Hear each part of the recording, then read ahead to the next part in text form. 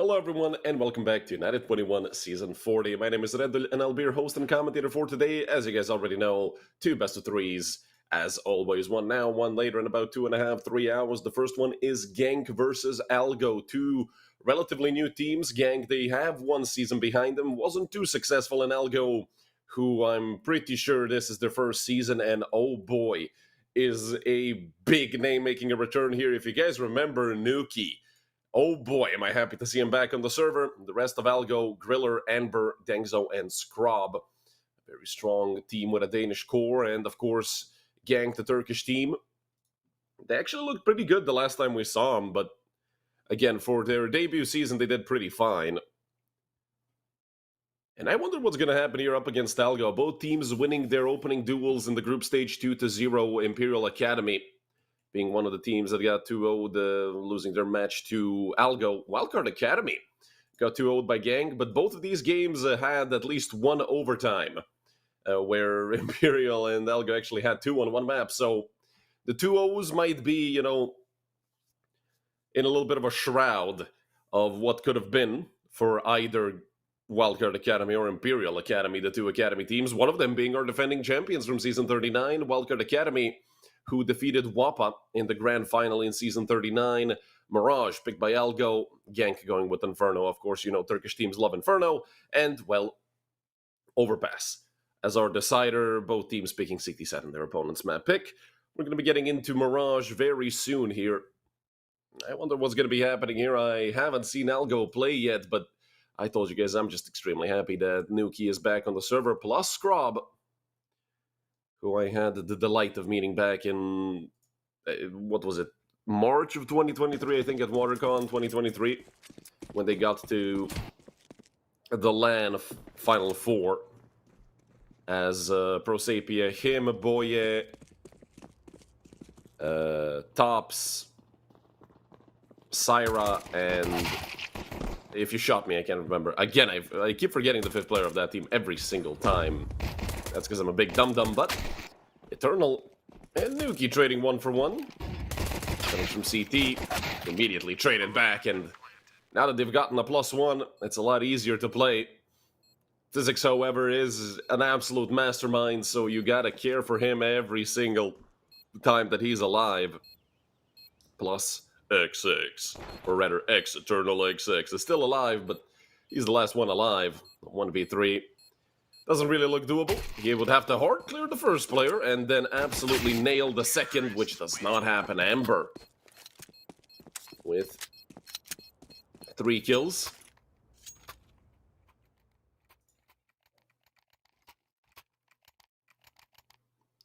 Equip was the 5th player for Prosapia, now that I remember.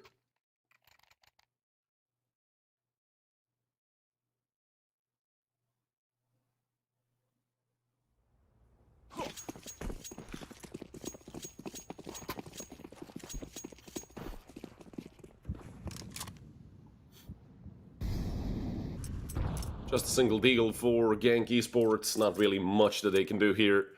Although yesterday we saw round 1 with 5 Glocks, so who am I to say anything? When you upgrade a single pistol, obviously you're gonna have a chance at winning.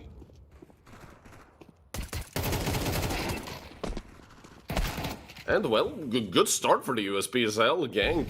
Oh, Zemix. He has a chance for a kill, and it would have been great if he was able to get away with it, but still, I mean, killing 3 players on an essentially full eco round is absolutely terrific for Genk Esports, and hell, they're not over yet. Zizix is still alive.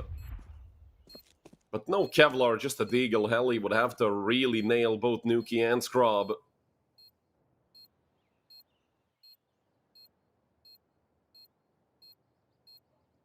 He's coming up close, Nuki behind Ticket.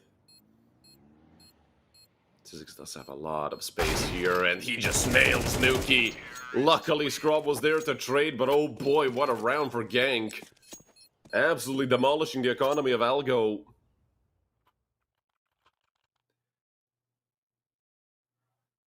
With style.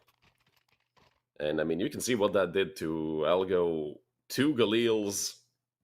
Griller's missing a lot of utility. But it seems like a very promising team. Definitely high expectations, but one thing we have to mention is Dengzo is missing. Shara is standing in, the coach. And we saw yesterday the Alive play the phenomenal game, but that's mostly because, you know, a couple seasons ago he was actually playing for Brute and became their coach. But, you know, I love to see coaches stand in and actually play very well. Because usually you have, if you're the opponent, you have low expectations. But if if you guys coached, you would know that as a former coach, we just can't wait to play. Especially when it's online CS. You don't even have to, you know, do anything special. Just boot up Counter-Strike and go play. Nuki kills the player to try to push ramp. Sushi does get one in return, so a 4v4. Very grouped up are Algo. 3 players on mid. Might be joined by Nuki, but no, he's going to be going up. So a B split in store for us here from Algo. Zizek spots one out. And oh boy, Sushi is going to be in some trouble. Upshot does connect the first and the second. Oh my god, Suisha. He was looking for the third and the wallbang is there. Suisha 4 in total, my god. What a round by the Turkish sniper, absolutely brutal. Yank Esports win their first. Off the back of a gorgeous op play.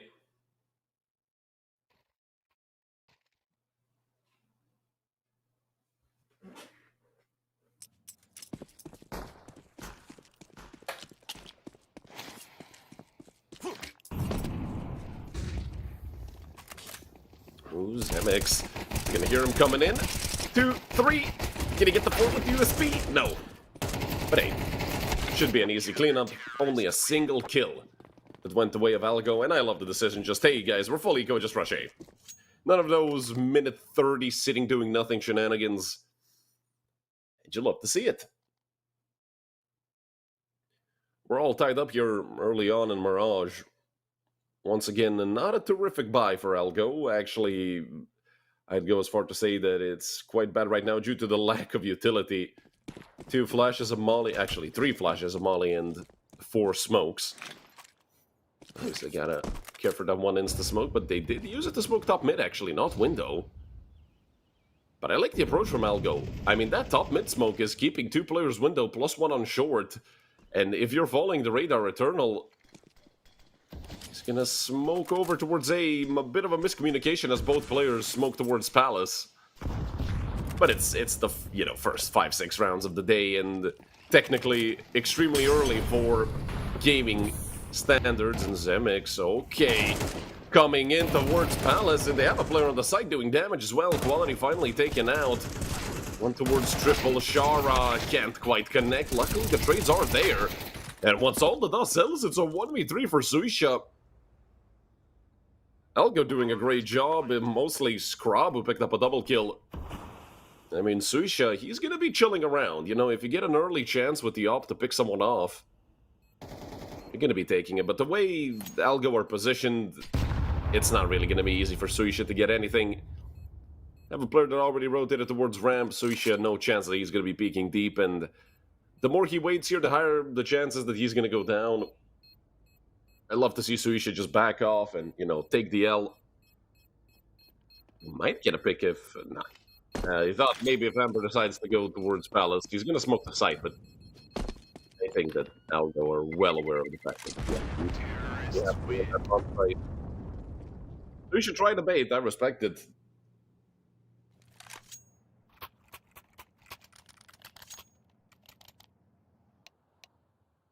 I'll go back in the lead.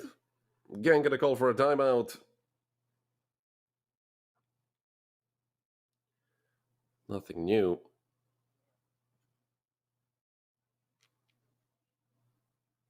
But Genk definitely one of those teams that are not going to shy away from, you know, calling these pauses. And I respect that. I'll always respect that, because when I see a team that has, you know, we give you 4 timeouts here at United21, you can use them. Ain't nobody going to hold that against you.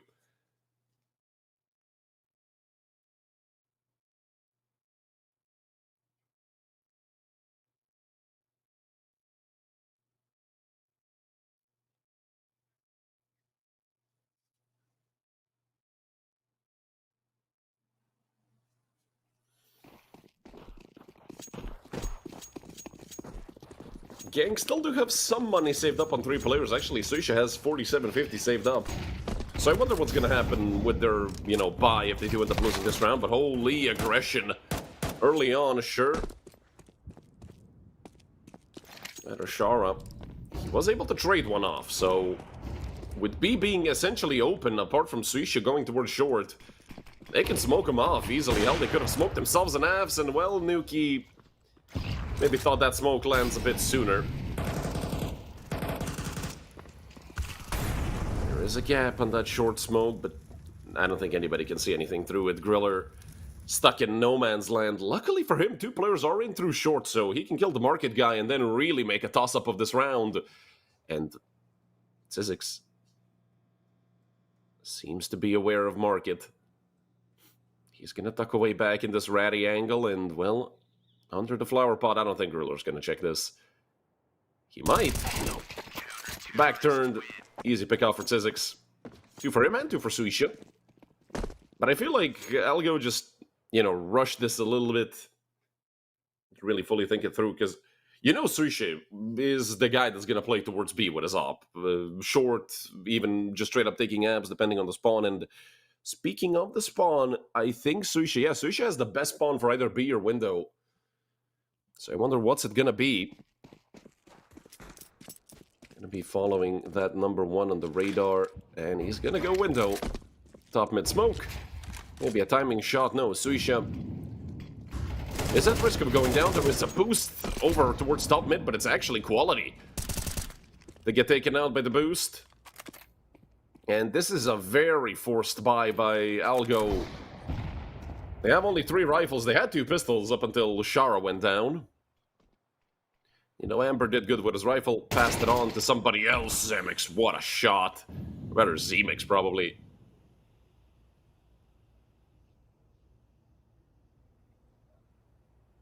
Man advantage for Gank Esports. There is a player coming in through underpass. Could catch timing onto Eternal. But Suisha is holding bottom con. Yeah, it's an easy pick off. Down goes Griller. Only Amber and Scrob left. A 2 versus 4. Although, the fact that they're being flanked by Zemix is actually pretty good here, because, Zemix pushed Palace. I don't know why the hell Suisha is watching towards Palace. My god, what's the communication for Gank right now? Scrob is going to get a chance at planting the bomb, but why is Zemix going all the way through T-spawn? Hello?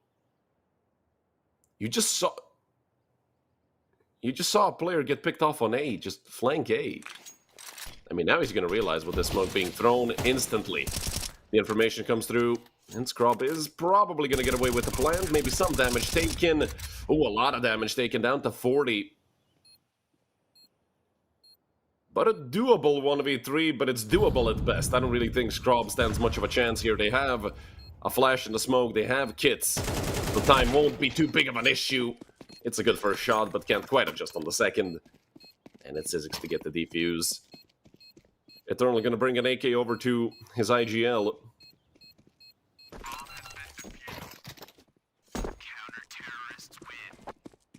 And a 4-3 lead for Gank.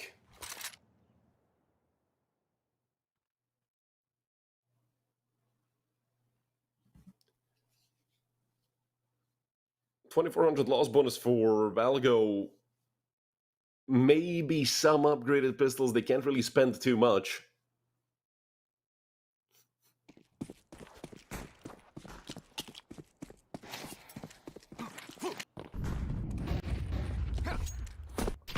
We'll be sending a deep flash towards mid.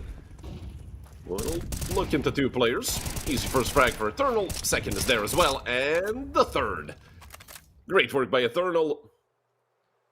And now Zizix has a chance here to peek into apps. Nuki with that hero rifle, just not a chance. And well, they know where Sharo is, I'm pretty sure. Glock with the flash.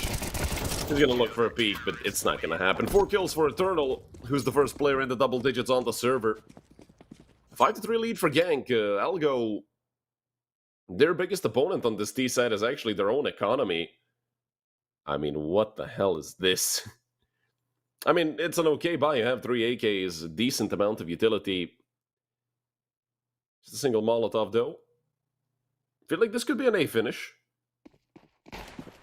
should I believe that you need more Molotovs for B than for A. Especially if you're not going to hit it instantly and actually go for the slow roll. Just some spam to the top mid-smoke. Emperor nearly lost his head, though. And I think those were AK bullets from Quality, so it would have been hella painful if that hit him in the face. But the battle, well, quote-unquote battle for mid, has somewhat been won by Algo Gang just conceding mid control.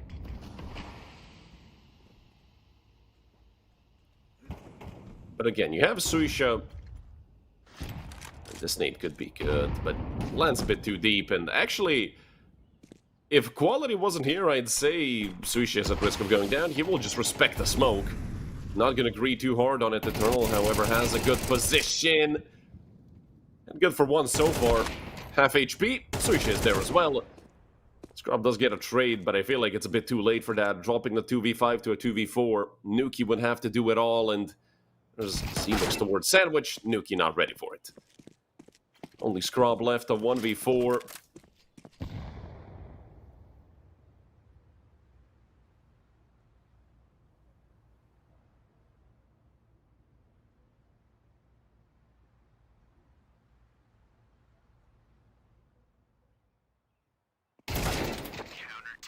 And not a chance. 6-3 for Gank, and now they've actually built up a very stable economy. It's going to be difficult for Algo to get away with a reset here.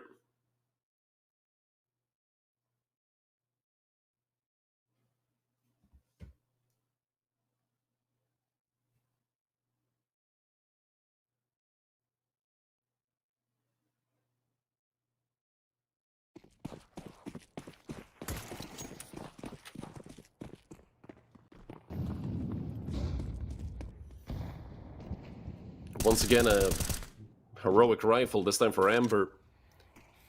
I think we might just straight up see a hit towards B, but Suisha is perfectly timing this.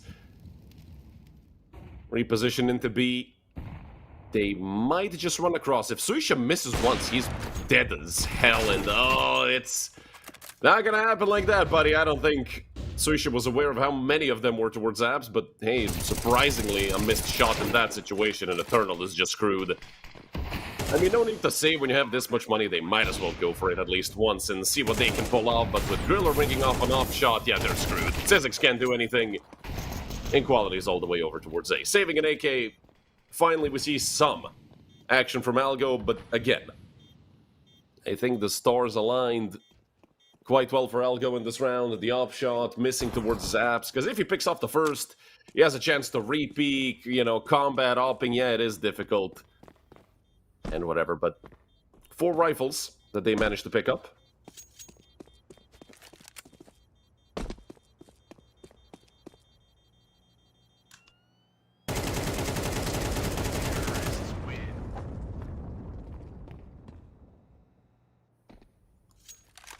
Scrub does go down, but again, Glock no armor, and first timeout called by Algo. I feel like they're discussing what's happening with that op of Suisha. He has been causing a lot of trouble for them.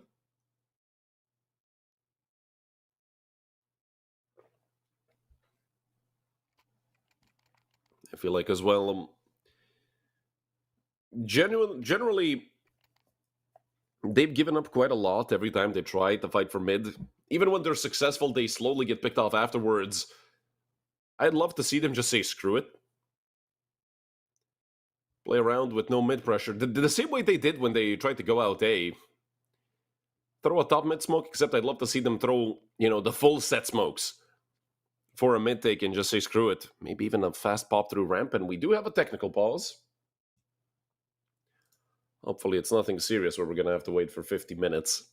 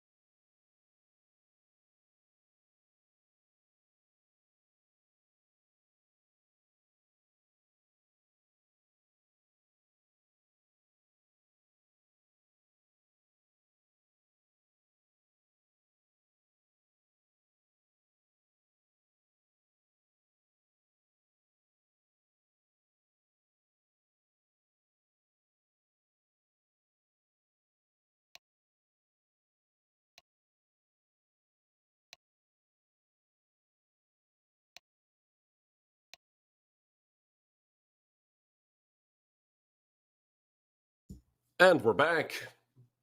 A short-lived technical timeout. Still an advantage for Genk, 6-4.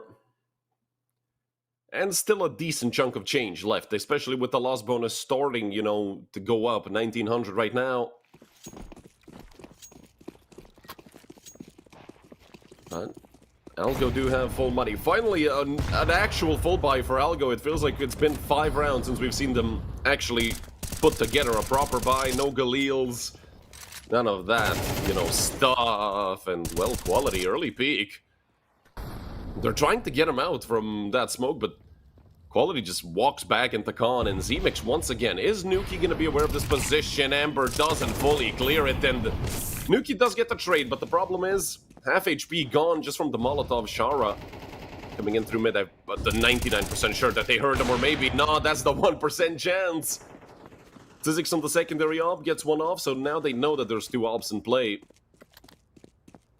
Nuki down to 30, but it's actually good for him. The more ops, the better. Considering his HP, bomb dropped in the middle of the A-bomb site, so Nuki would have to essentially teleport on top of it to be able to get away with it, and oh my god, he's so skilled. I remember back in the day, 5-6 years ago, I think it was 5 in 2020, I was so mad when Nuki went over to Valorant, I can't explain it.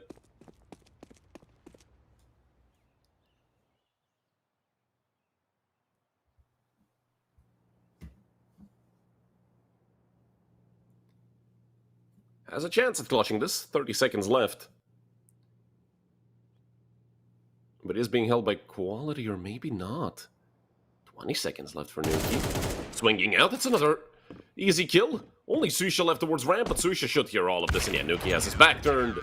Unfortunate for the Lithuanian. 7 on the board for Genk. Susha with a double kill as well, 12-4. I told you guys he's been having a phenomenal map so far.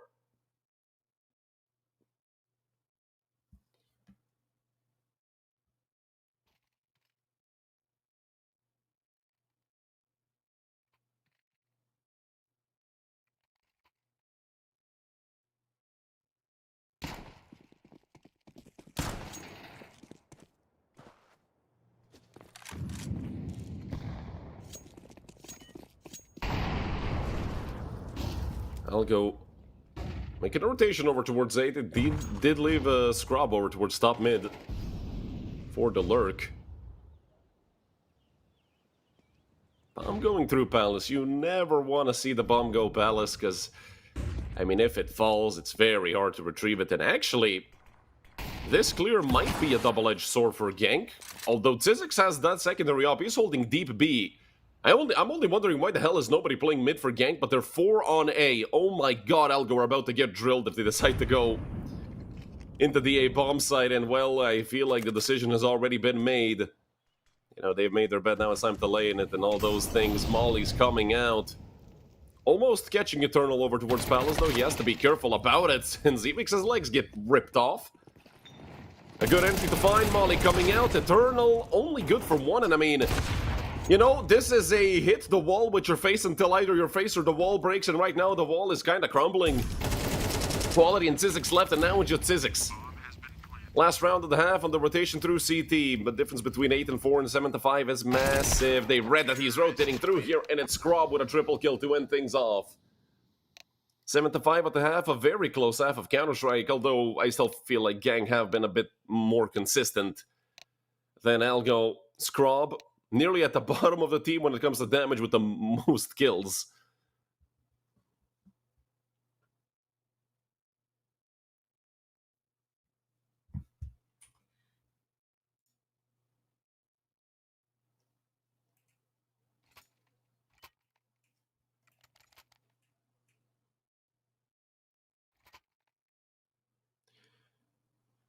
And I mean, you gotta respect the experience that Shara is bringing, even though he is usually the coach.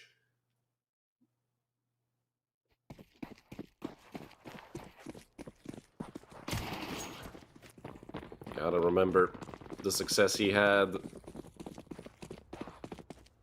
I mean, back all the way from starting from flip side, and then some other teams spray and pray and stuff like that. Shara, speaking of him, Good start to the second half for Algo. 5-4. Well, hold on. The frags are rolling in left and right. A 3v2 right now, and just plus W from Shara. Why not? He knows how to play CS2. This man knows it. Swisha not gonna get out of there alive. Griller with that last frag to close things out. 6 on the board for Algo. Didn't even allow the plant, which is great because you gotta keep that economy under control. Gotta deny even a Deagle or a Hero AK.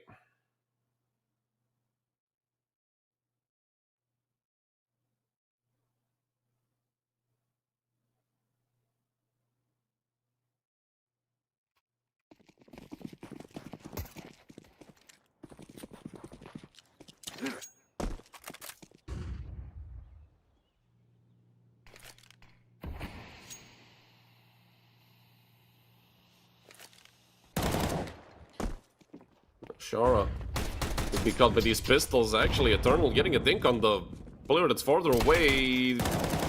Yeah, Shara's gonna be in some trouble.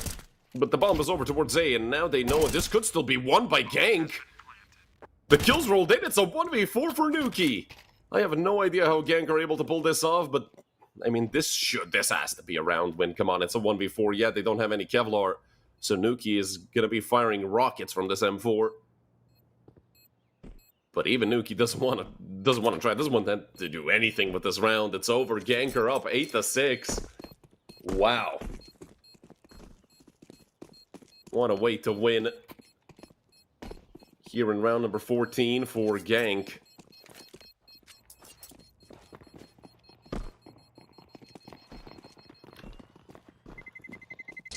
Terrorists win.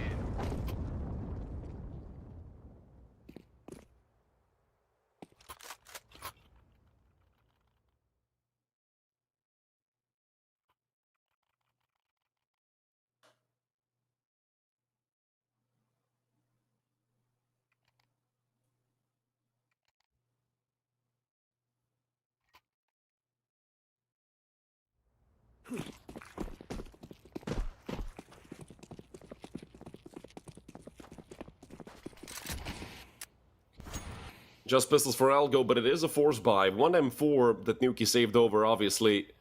Going to be extremely useful, just depending on where Nuki goes, and it's a heavy setup towards B, especially with Shara already pushing abs. They could start rotating back to other parts of the map. Shara has all the info in the world. There's nobody over towards the house. Shara can knife out into T-spawn, essentially. We'll have the flank onto Suisha, but Suisha, I feel like at one point Gank are going to be like, okay, things are too quiet. They tried to push something, and we have control on A. Shara does have to slow it down, obviously. Now that there is a risk of him being hurt, especially when he knows there's players on mid. He doesn't even want to go further than that.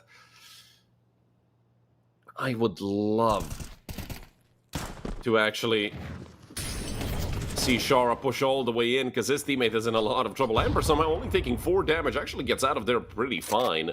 And Shara, this has to be a kill for the coach. Up to 9 frags, second when it comes to fragging alongside Amber, right behind Scrub, who's on 11. The quality, well, okay, this round is over. 4 kills in quick succession.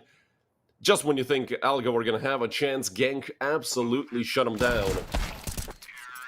Don't forget, this is Algo's map pick.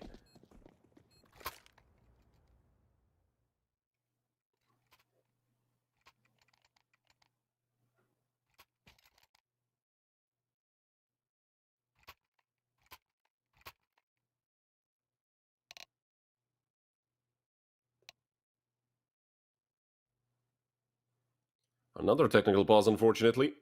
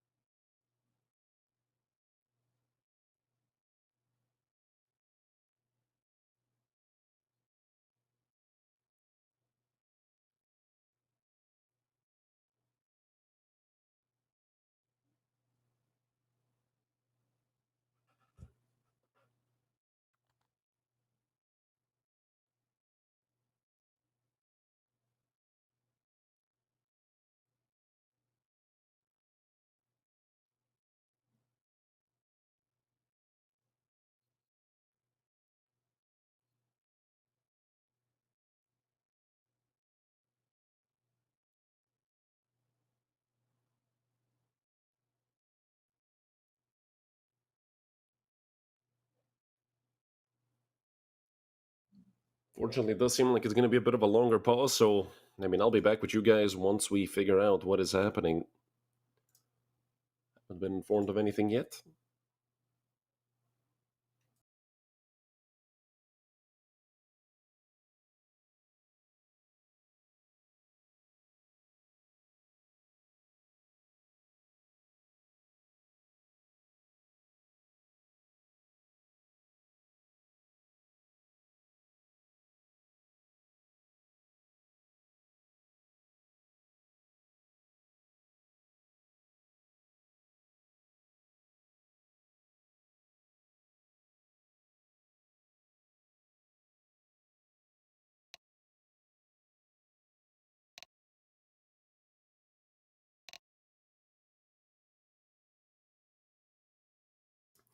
And we will be back. Genk have a massive advantage. I mean, unbelievable that they were able to pull that second round off, and I mean, that just ruined Algo straight up.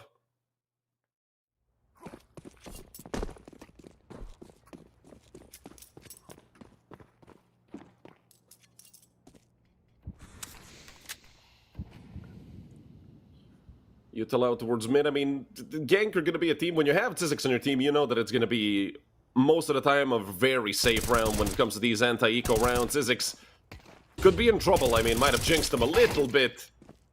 It's going to be a 2-for-1, though, and information that there's 2 more players on mid just guarantees that at worst there's 1 on A, and, well, Straub is going to bounce. Good damage dealt, actually. I think Suisha as well. If he had Kevlar, that probably would have been a kill. Nuki just takes the M4 and saves it. Genk are going to be up 10-6. It's looking really good for Genk right now. And don't forget, this is the 2-0 match, so whoever wins here is going to be going towards the playoffs, or rather just straight up into the playoffs.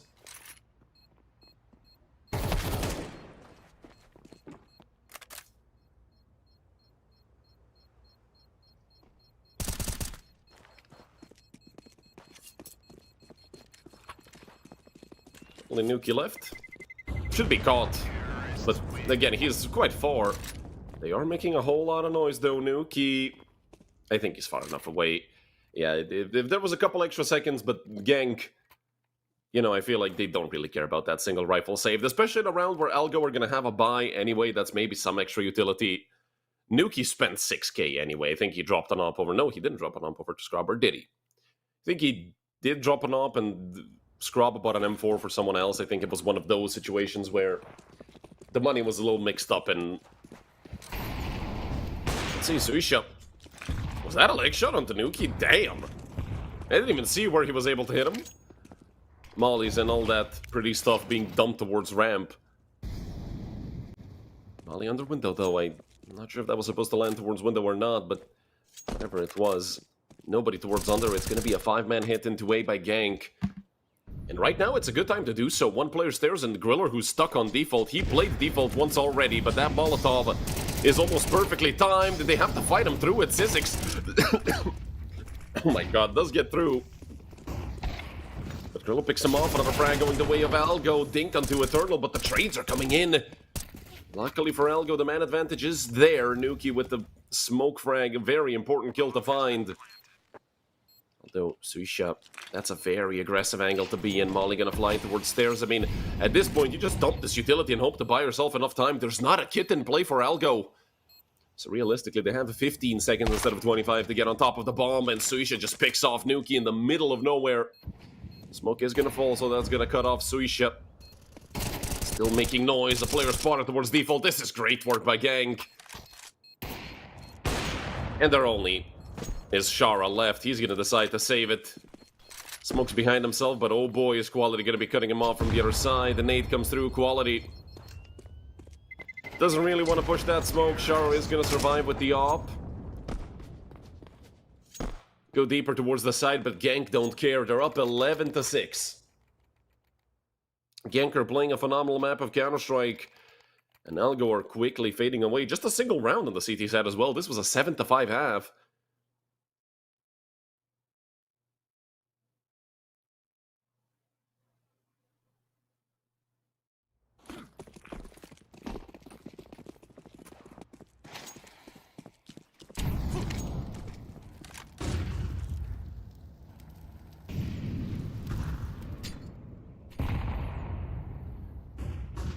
bit of money for Algo. 2 MP9s, 2 M4s, and a knob of all things, but it is in the hands of Scrub, and he could be doing a lot here towards Ram. Oof, Eternal. I don't want Scrub in this position right now, because, I mean, with the knob, he's going to be in a lot of trouble. If he picks off Eternal, who was low anyway, would have been probably a dead man, no matter what. The frags do end up favoring Algo, however, but that was the exact same situation last time. Tsizzix and Suisha into 2v3. Tsizzix ready for this. Does get dinked, but it's an MP9. And with the R being on the A-bomb side, they're doing a great job at essentially pulling a bait and switch. Shara, could he see over default? Suisha is crouched down. Well, now he certainly knows where Shara is. Suisha has good timing here. Oh my god, is he going to pick somebody off? He can cross all the way over into CT, but the problem is nobody is coming CT and Tsizzix. Are they really going to be pulling the double bait? Oh my god, Shara. This is going to be just question marks. If they could question mark ping like in League, that would be happening right now. What the hell is going on in this round? From the POV of Algo, Gank Esports are teleporting across the map. Where the hell did they find a portal gun? I want one for myself. Nuki. I mean, he has a good read here. Oh. Well, that's very tilting for Nuki. What a round by Sushi and Tsizzix, honestly. 12-6, should be 13-6. There's not enough money on the side of Algo. An absolutely gorgeous display of Counter-Strike by Gank, and I mean, took him for a wild ride.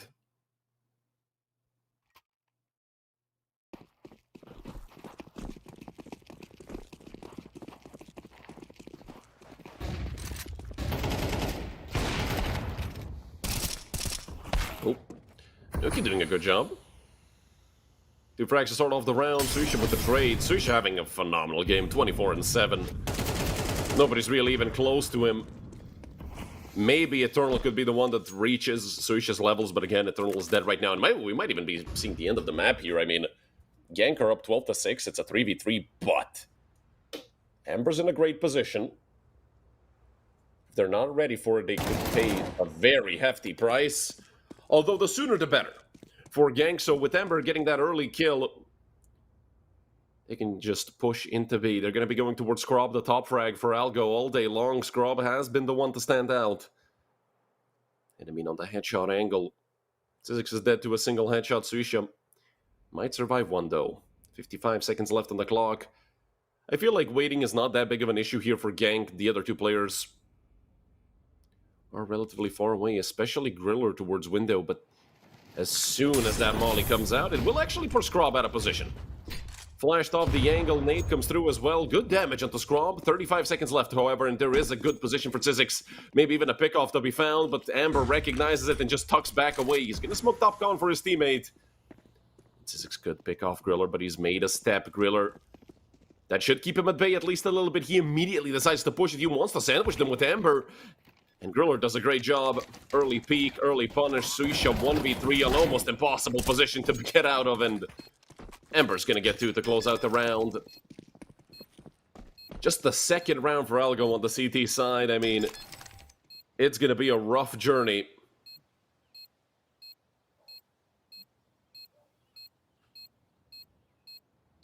Bomb has been defused. Counter-terrorists win.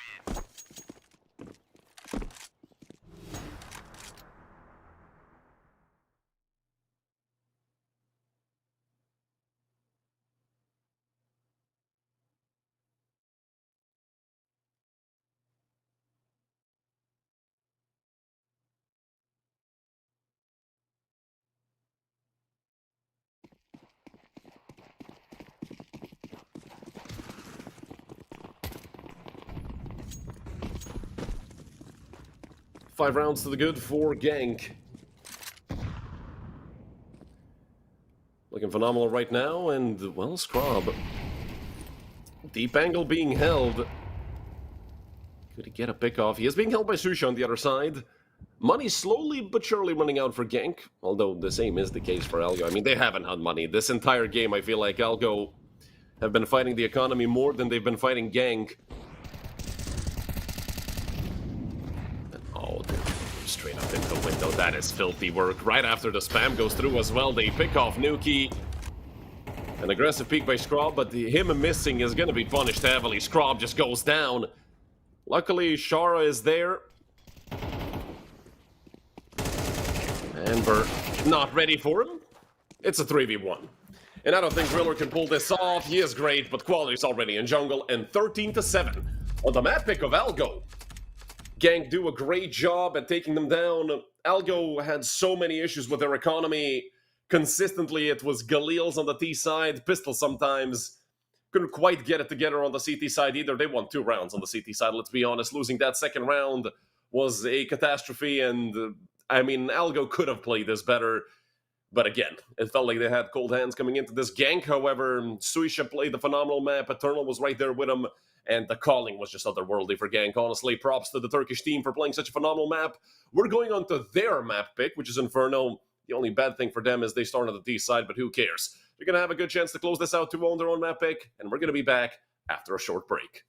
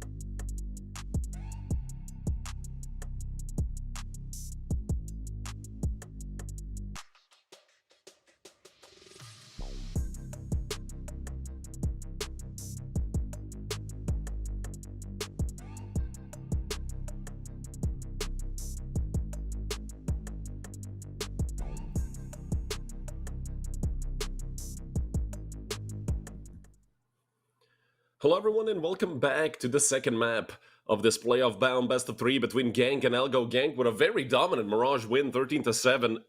Only 2 rounds for Algo in the second half. And the Turkish team looked absolutely phenomenal. Calling, shooting, everything. The main thing here is the fact that Dengzo is back. So Sharab, even though he played a decent first map, I feel like obviously his experience dating back all the way to 2009 is going to be better had as just a vocal presence. And Ember not going to be cleared, or maybe not, I don't know, but Scrob with 3. Absolutely shuts everything down towards Banana. You wanted B, you got to take Scrob B first. And that's just not going to happen. Scrob with a phenomenal round. Tzix and Suisha left. I wouldn't be surprised if this duo could pull something off. I mean, hell, Tzix, mastermind of Counter-Strike, and Suisha just, well, hits shots, so perfect combo. The only problem is Tzix doesn't have Kevlar. I'm pretty sure that this is Tzix's, or rather, he has a PT-50 for himself. Does have a smoke, though. I mean, cutting off CT is going to be pretty good, as you don't have to look there immediately. Oh my god, Scrob, just give him the ace. He wants it, and then so, well, I can't blame him. He wasn't there for the first map, obviously looking from the sidelines. Doolies, 2 pairs of them get picked up. No good little pick-me-up to have. Unbelievable what a round Scrob just had. Could have been an ace very easily if Dengzo just decided to allow it. But again, you don't want to even give a chance of that one player clutching a 1v4. If you have an easy kill, I don't think Scrob's going to be mad about it. Oh. Well, that's going to be a reset for sure. Now we know who the technical pauses were for. So we're probably just going to reset the round and, you know, Griller just blasting these wine bottles.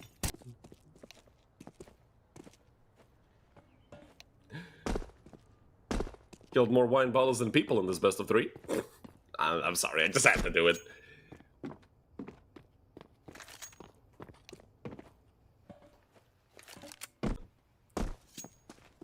So yeah, we should see a round reset. Admin is on it. So hopefully we're going to be back very soon, because, I mean, I feel like Suisha would have reconnected already. I think they're just waiting for Suisha to come back so they don't reset it and just sit doing nothing.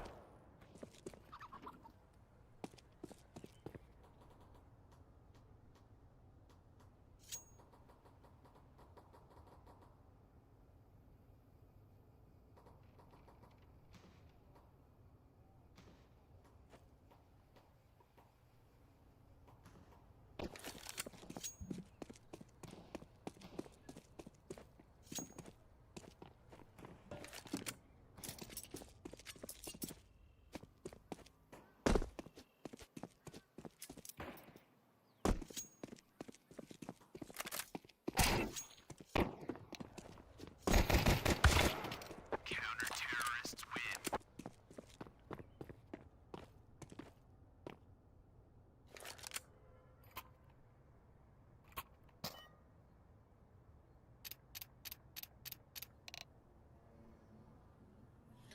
There's a technical pause, and we also should see the reset very soon.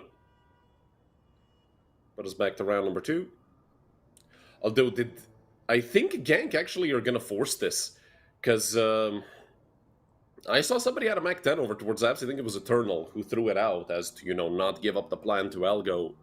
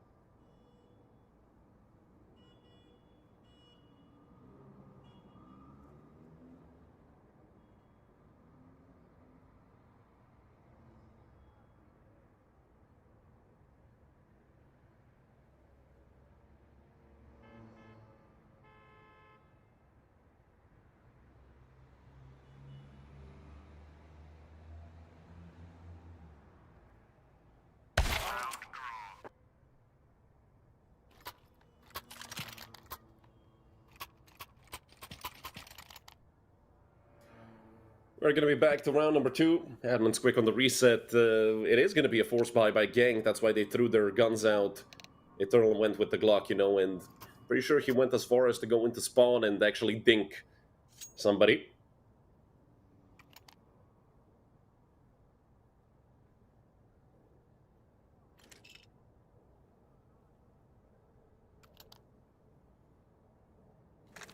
So that could be a surprise for Algo. Denxo still on dualies. Looking to save up extra money. Get that off out early for Algo. Nades into banana, and it's straight up just a rundown for both Amber and Denxo. Well, if you're gonna deal with a force by someone, you might as well blow it into pieces in the first 20 seconds. They're nearly getting caught through the smoke. And Quality made a step, so it's not gonna be very fun for Quality. Did they know that he's on the right? Now they know for sure, and he's low. Eternal is phenomenal. 25 bullets on the FAMAS. Yes, it's technically doable, especially with the fact that Nuki doesn't have a helmet. They're all just gonna go together. Molly on top of Eternal. He's a dead man in the next 3 seconds. 2, 1. There we go. Thriller on the easy frag, and, well, a 2-0 lead for Algo, but they did lose 3 players and allowed the plant. We might see another force by Gank. It totally makes sense to force here, plus Eternal can get armor AK. Yeah, they're going to be going through with it. Very well could see... Oh, no. Okay, I thought they were going to go for, like, mostly Galils in the buy, but they actually go for a half buy on most players. Suisha gets a scout. T-side hopping is difficult. Try T-side scouting on Inferno.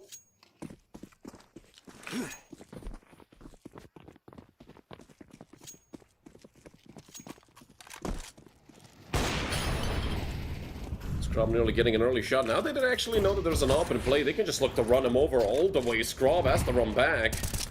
Opts not to throw the molly just yet. Griller's in trouble if he starts to reload. Could be caught exactly like that, but minimal damage dealt to Griller.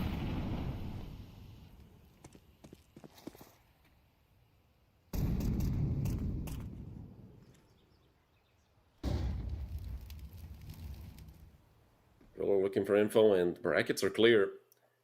That's going to pull things over in rotation over towards B. Amber just holding with the aggressive smoke. Going to flash into pool as well, try to slow him down as much as he can. They will look to push the smoke. Oh my god, Amber. Horrible spray. Now Denxo goes down as well, but he did get 2 and plus dealt a lot of damage to Eternal. Off is there, and Scrub is just doing everything. Great hold by Denxo.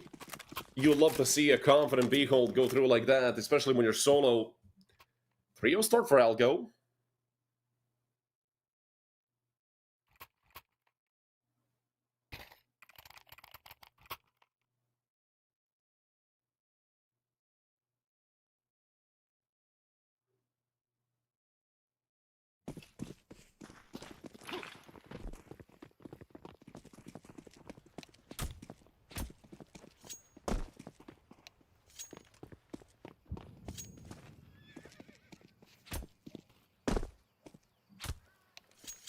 Seems like we have another reset in store for Suisha. Trouble again.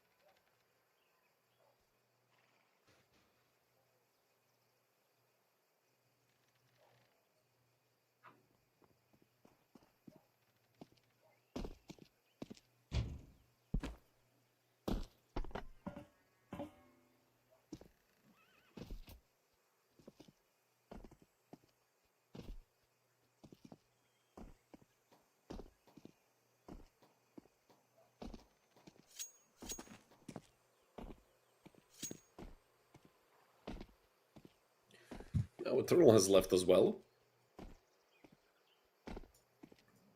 Not looking good for Gank right now. This does mess with your concentration and the focus. Obviously with the tempo of the game as well, especially with them being down 3-0. Hopefully we're going to get the reset through quickly once again. Counter-terrorists win.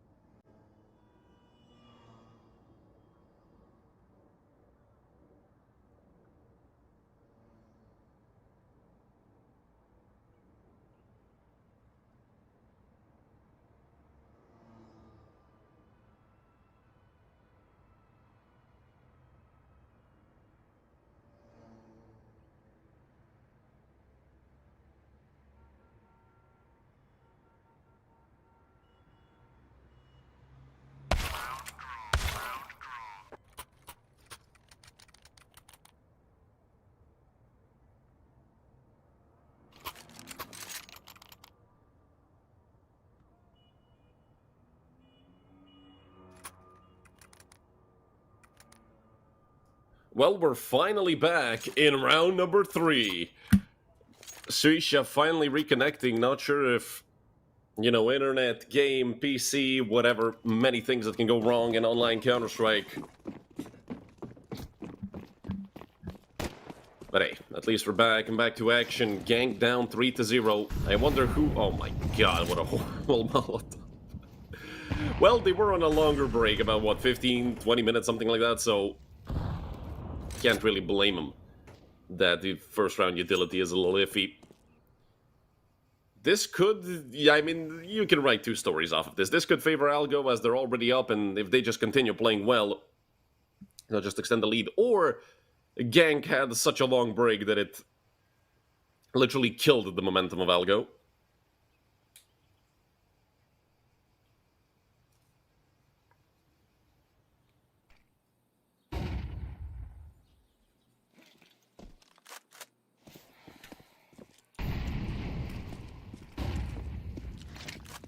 Molly gonna push back the advancing Gank players. A little bit of team damage there as well. Good Molotov to push them both back, along with the flash combo. But Gank have decided to go back towards A. 3 players here as I say that. Nuki making a rotation over towards B. Oh boy, how wrong is he? About what's about to happen. It's gonna be a tough one for Scrub and Griller. It's not gonna be fun. Griller waiting for the push. 1 player above him. Griller doing a good job, doing a great job. Him and Scrub killing all 5. A full house for Scrub and Griller, with Scrub picking up 3. 4-0. Gang didn't stand a chance. And Gang have to call a timeout. Another one.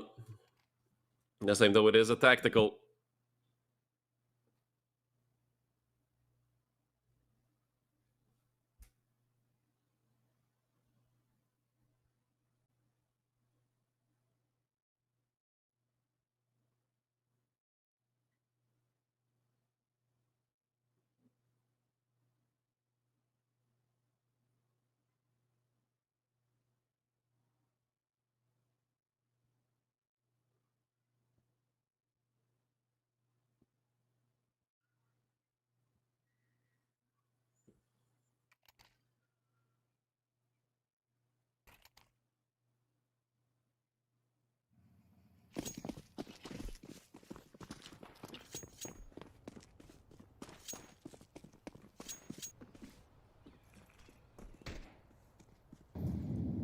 A half buy for the side of Gank.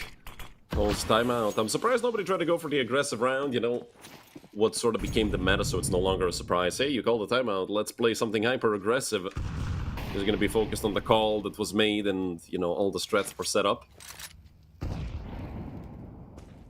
Minimal damage onto Z-Mix. Gonna push forward, Galil in hand. Interesting idea from Z-Mix. I mean, it's a bit of an unexpected push. Driller was just holding it because, well, he's the pit player. He has to look towards apps. And Ember has to take care here. I mean, if he goes down, it's gonna be troublesome. Molly does come out. Flash from Dengzo as well. He wants to fight this. Damage taken. Not much damage dealt, however. -10 on Suisha. Good defensive smoke, and they all line up through it. Amber's gonna be in trouble, but he's just staying alive, and that's the most important thing here. The kills are gonna roll in for Algo. Amber doesn't need to grade for anything. Dengzo is there as well. Amber still tucked away. The swing. That should have been a kill, I feel like. Suisha down to half. He did actually pick up 2. They finally take him out. And the Tech 9 doing some damage, but quality is gonna go down. 5-0 start for Algo. Looking very strong so far on Inferno. It is the CT side, however, and things can quickly change.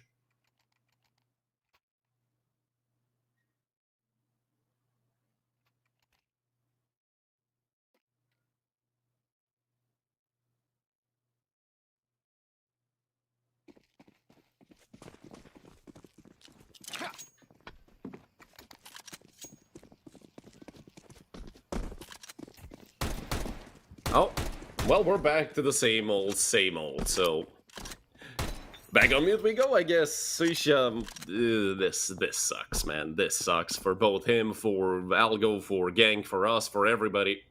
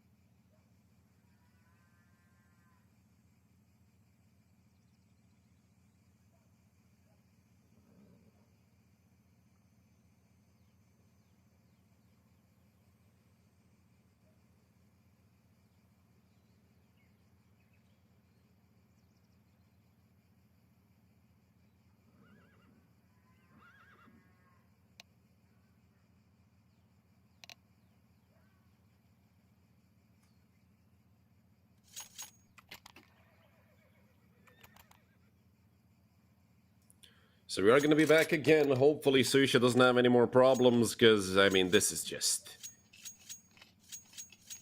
horrible right now. Having that pause essentially every single round is not very fun. Hey, we'll see. Nade's flying through, straight into Banana, Ember, and Dengzo taking a lot of it. Dengzo actually gone.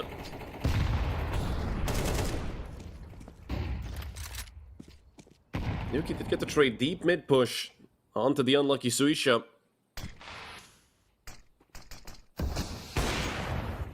Good peek from Scrob. Says Zemix, Ember still there. Does get taken out, but Scrob quick on the trade. He will get traded himself though. A 2 versus 2. Tzizix and Quality left. Up against Nuki and Griller. Nuki coming all the way through the flank on Banana, but he is very, very late. He doesn't know if anybody is still left towards Banana, and that's why he has to be this careful.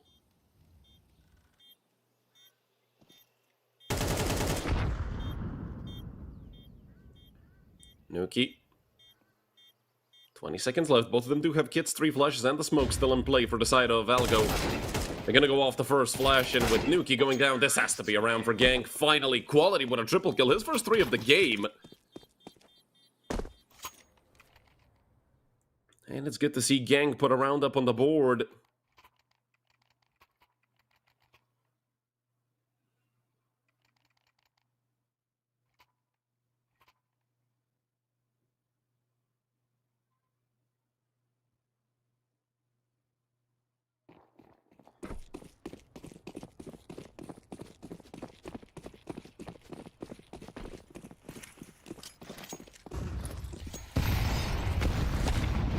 Oh, good nades once again towards B, and this time it's Crop to go down. Dengzo and Ember as well, taking quite a bit of damage. The Molotovs are brutal. Once again, the same start catches him completely off guard, already up. Ember, with this swing out, doesn't stand a chance of getting more than one. He did do quite a lot of damage, and this nade could kill someone. But with just Nuki and Griller left, even though they know that these players are probably low and that they've been hammered away at, I do not think that they're going to be able to do this easily.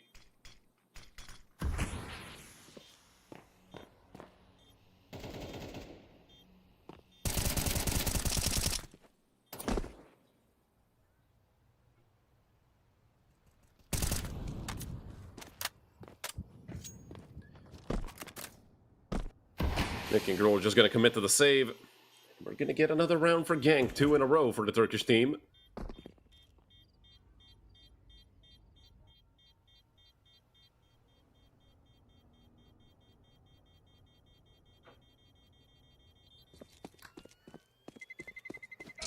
Terrorists win.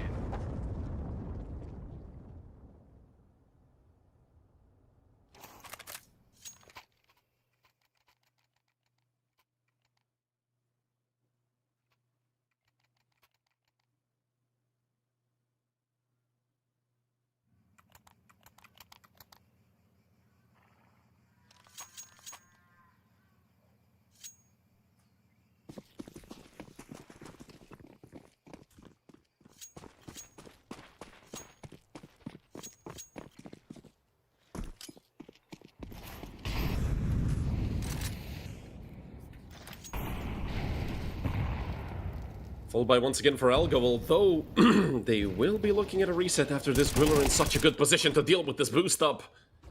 Perfectly read by Griller. Gank finally playing from a deficit. We've seen him go up in these 2 previous rounds. Now they're actually going to have to fight uphill, and Molly is going to push Zemix out.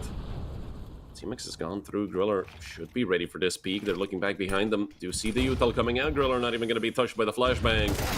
And with Zemix pushing, it's an easy kill for Scrob and Griller. 5v3 for Algo. The thing is, though, if you lose B now, even if it ends up being a 2v3 where you're still favored, you're not actually gonna be favored that much. Tzizix just a full W spray down. And they do take out Ember, so a 2v3. Let's see if what I said is true. Gank still have a good percentage chance to win this. Plant is a little bit out in the middle of nowhere, but hey, I mean, post-plant, once it goes through, is actually going to be pretty good to have.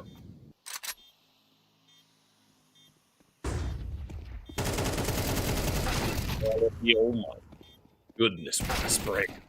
That as well. Oi, oi, that was ugly.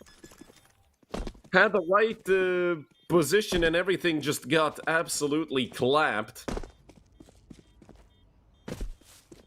Bomb has been defused. That is sad, unfortunately.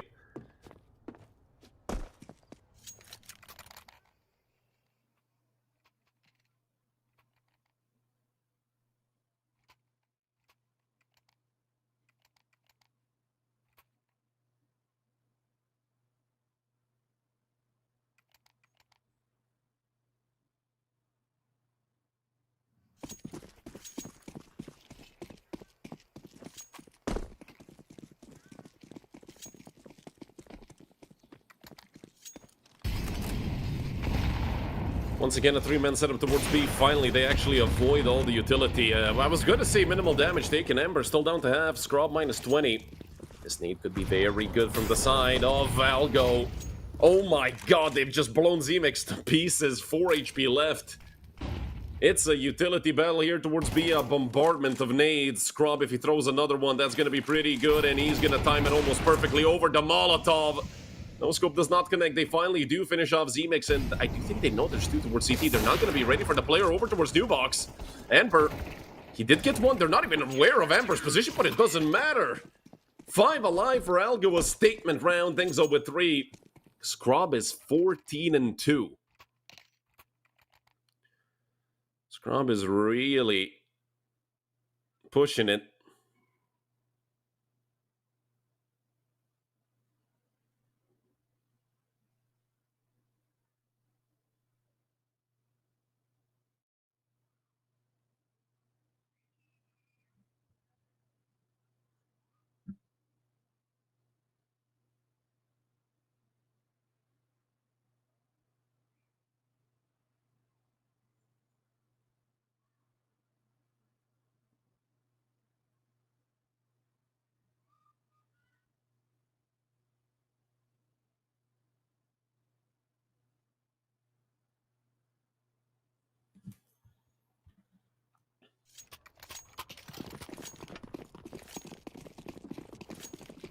$7-2 lead for Algo. I mean, Gank were dominant on Algo's map pick, but not even close to this. That was needed for Gank, even if it doesn't win them the round. Obviously, just something to actually get him going at least a little bit. Zemix is going to push forward. There is a player ahead of him being smoke banged as well. But Algo have finally started rolling in with the kills. Quality has an op of all things, which we're not used to seeing from him. Tzizix just cleared out B. That's an AK for Tzizix. He has Kevlar as well. Gonna flash into CT. AK out. Easy cross for Tzizix. Unfortunately, no, Quality does have a smoke. I'm just wondering. Okay, there it is. A bit late on the smoke. Nuki close, and I feel like they want to flash him through, but Nuki is just gonna go through raw. Nuki not looking towards the side. Does turn. And I mean, that's such a... I'm gonna call it, that's such a dumb play that it can't not work. Nuki reading the situation perfectly, although Quality does pick off his teammate into CT. They knew Nuki was still around. Flash over. Player over towards Triple. It's gonna be difficult to deal with that sniper all the way over there. Tzizix with the molly. Doesn't able to plant. Nuki has a kit though, and Griller has a smoke. But Griller's done for.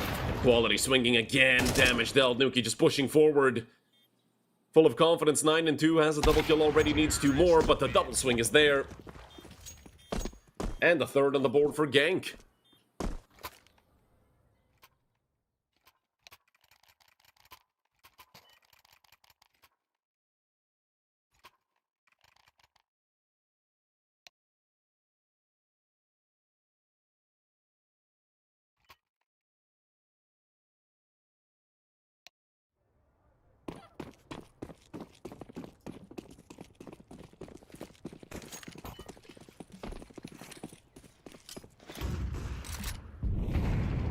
Youth allowed from Gank. Don't forget, Algo are essentially facing a reset after that monstrous round by Quality. I think he picked up a 4K, actually.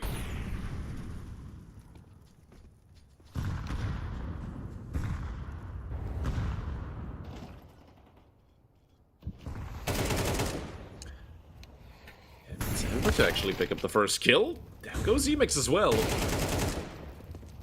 One trick frag does come through, and the second one follows. This is good work by Gang. They know Nuki is probably all alone here towards A. Flash is there. Quality around the smoke. They do spot out Nuki. Quality's been having a blast these last few rounds. Bomb has been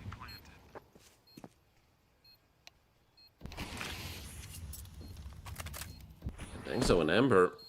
2v2 post plant. 2 flashes of Molly. They do have a kit.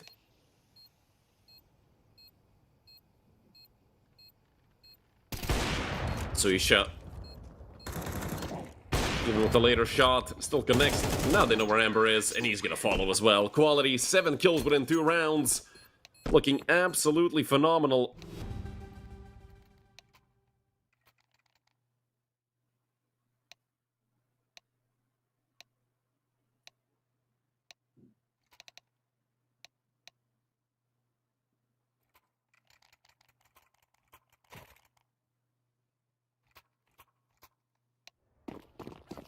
Might be looking at another 7-5 half. Seeing as hasn't been too great for Algo in these last few rounds, especially with Quality doing everything he's done, and it's a cooker over towards Get Right. A brutal start. The last round of the half for Algo. Only Griller and Scrub left. A phenomenal one by Gank. And they've been putting so much pressure on this B bomb site.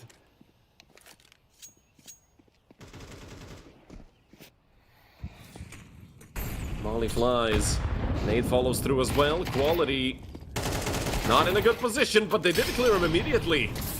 Couldn't quite see him through the half flash effect, and well, Griller's dead. And oh my god, Griller just got grilled by the Molly. 7-5 at the end of the half, even though it looked not great. They were still able to survive.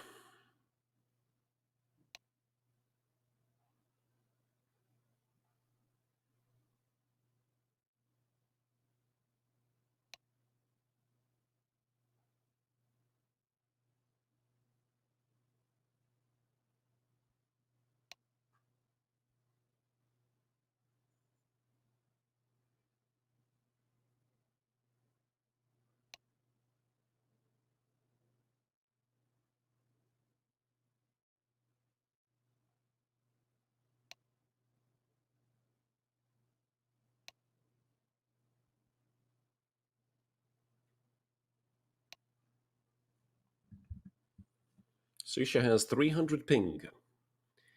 Now I know why we were having all that trouble. My god, Sushi's playing from Mars.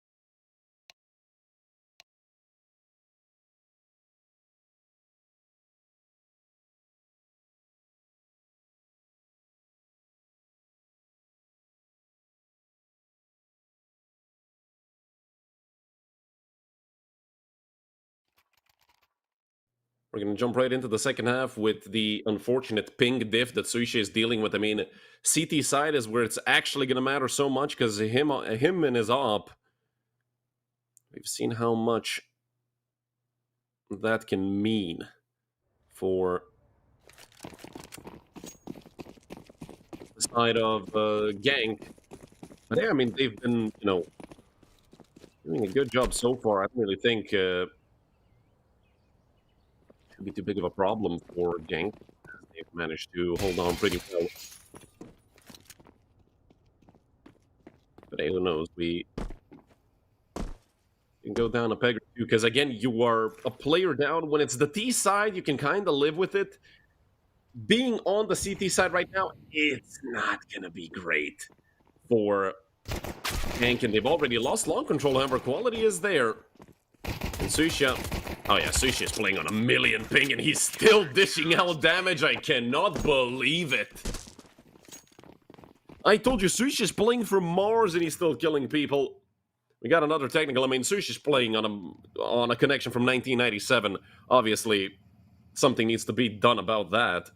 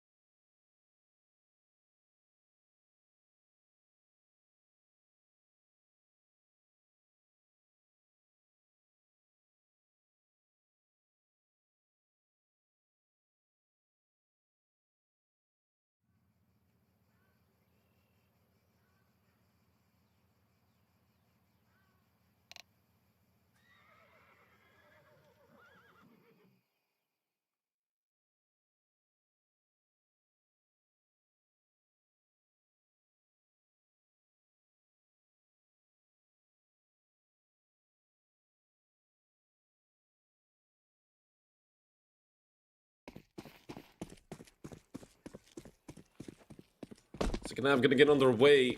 Oh, hopefully Susha fixes it. I mean, he's playing an MP9. You don't really need a good ping to play an MP9.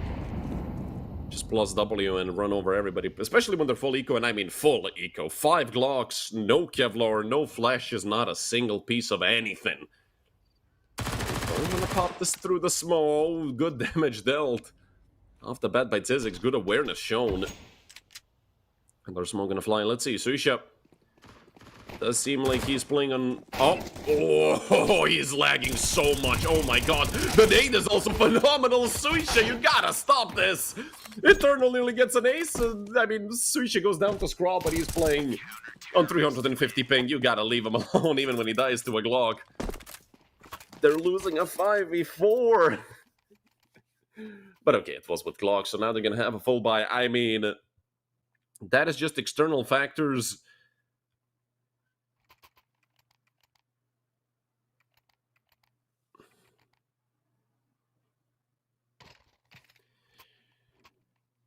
Man, that is unfortunate, especially with Gang playing as well as they are.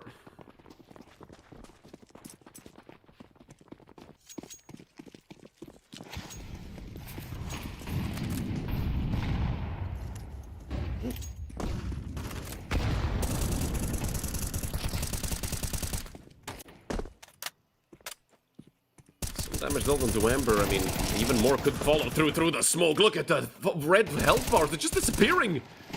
Turning yellow and just fading away. One more is close here. Tzizix 30 HP, but oh boy, if he starts rifling through the smoke. Oh man, he's about to line them all up. Tzizix! 4 for him. Give him the ace. Give him the ace! Doubling his kills. Tzizix, the mastermind. 8 on the board for gank, and hell, Sushi's ping doesn't matter if every other player gets an ace. From 7-5 to 8-7, ganker up 3 rounds in a row on this stricken CT side. The group, I mean, it feels so bad for Suisha right now, but hey, his team is winning, so who cares?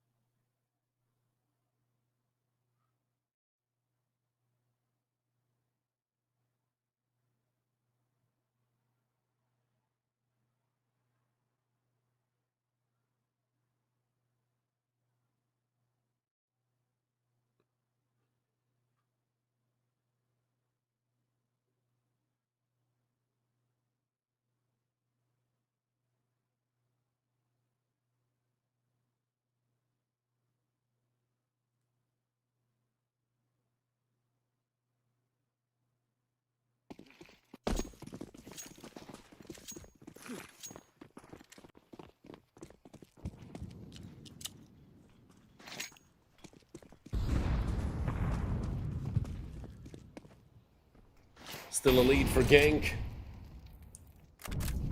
And still the problems continue for Suisha. At this point, it's MP9 or P90 all the way. Well, hell, give him a negative. But I don't think he would have a negative in his arsenal, and I don't think he can change it mid-game. So if this continues for map number 3, straight up, give him an LMG. But let's see, the push comes through, 2 players get ran over, and it's only Suisha left. Oh god. Oh god. Oh god. Oh god, he's playing in the past. Somebody stop it, please. He didn't earn this. He played so well on map number 1, and they're all getting clapped.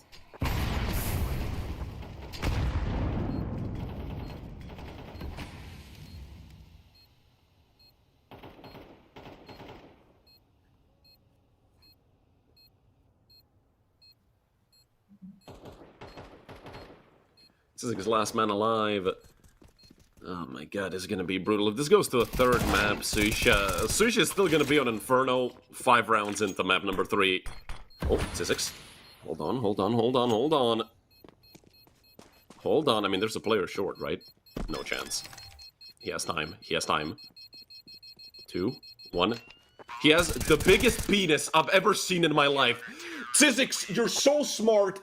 Just call a timeout. I'll go, oh my god. I wish you could see my face right now. I really wish you could see my face right now. I was sat there like, no way, Tzizix wins this, right? Don't forget, they're playing 4v5. Oh, Suisha got an op? Did Suisha fix his ping, or is he just insane?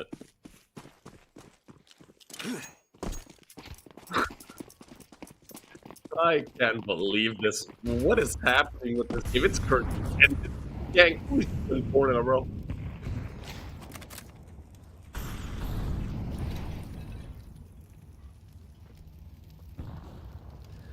And don't forget, Zebix has almost as bad of a score as Suisha. He's just playing normally. I gotta be, man, this is just unbelievable.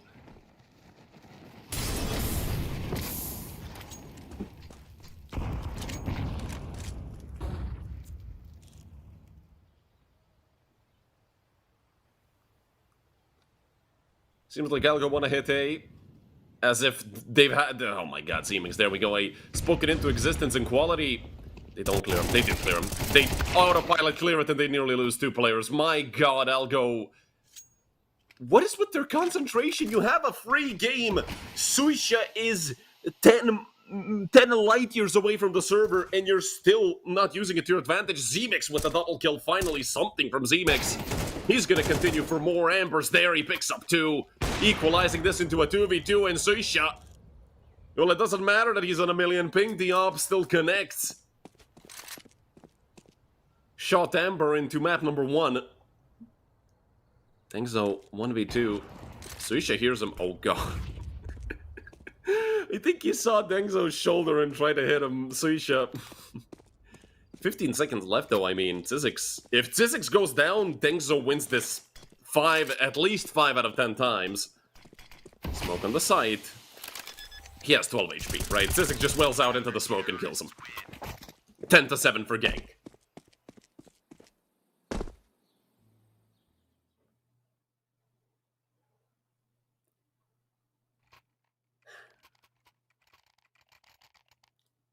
What is happening with Algo, man?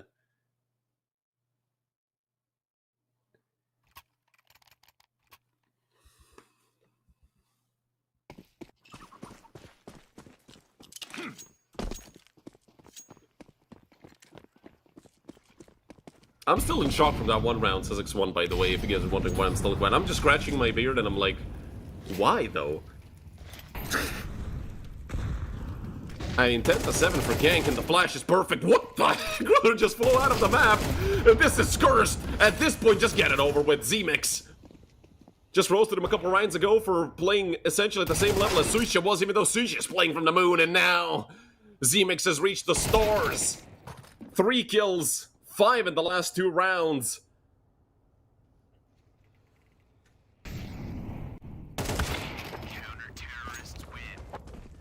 11-7, 4 alive, and it feels like Suisha fixed this ping. I don't know what happened to Algo, man. They had such a good opportunity. Just run them over. You're playing 5v4, play hyper-aggressive. And even if, for example, let's say, oh, but it's careless, it's reckless. Suisha's ping has to get fixed at one point, right? Call Turk Telecom and, you know, say bad words to them that my Faceit teammates say all the time. Ay, 4 rounds to the good ear for gank. Algo on another full buy. They have max loss bonus. If they plant the bomb, they have a full buy, let's be honest. Suisha, with the angle he is holding, I would assume that he fixed this ping. So yeah,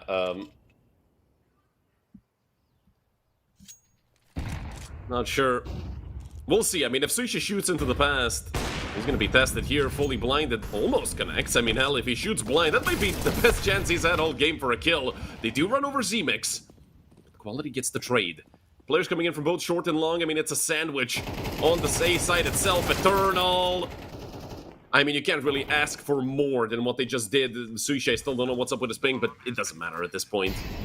Obviously, it doesn't hinder gank enough for Algo to have an easy game.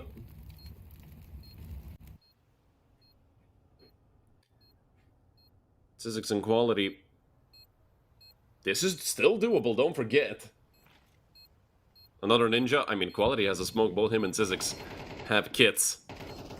If it happens again, I'm actually gonna leave. You guys are gonna get somebody else for the next best of 3, I'm sorry, but if they ninja it twice on the same map, on the same site, that would just be taking a piss at that point.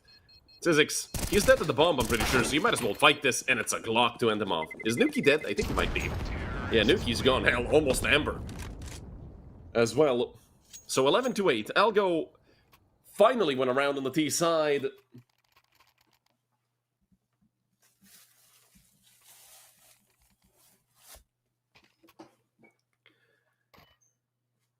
And I got some food brought to me for breakfast. Shoutouts to Dad.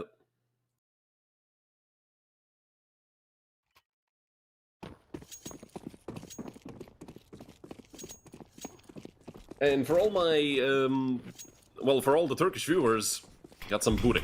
I think I say burek? I'm not 100% sure how you say it over there, but you guys know what I'm talking about. You guys know what I'm about to stuff my face with in between maps. Now, if Algo and Gang take this to overtime, I hate both of them equally. Gang bottle it, I wouldn't be surprised. If you guys remember back in the day, Eternal Fire Academy, at one point they were Eternal Choke. And, well, only one part of the 5 is here in the form of Zizix. And hopefully it's not gonna be, you know, a big jinx here for Gank. And don't forget, Gank played 4v5 this CT side and ended up somehow winning 6 in a row. How the hell Algo allowed for that to happen, I do not understand.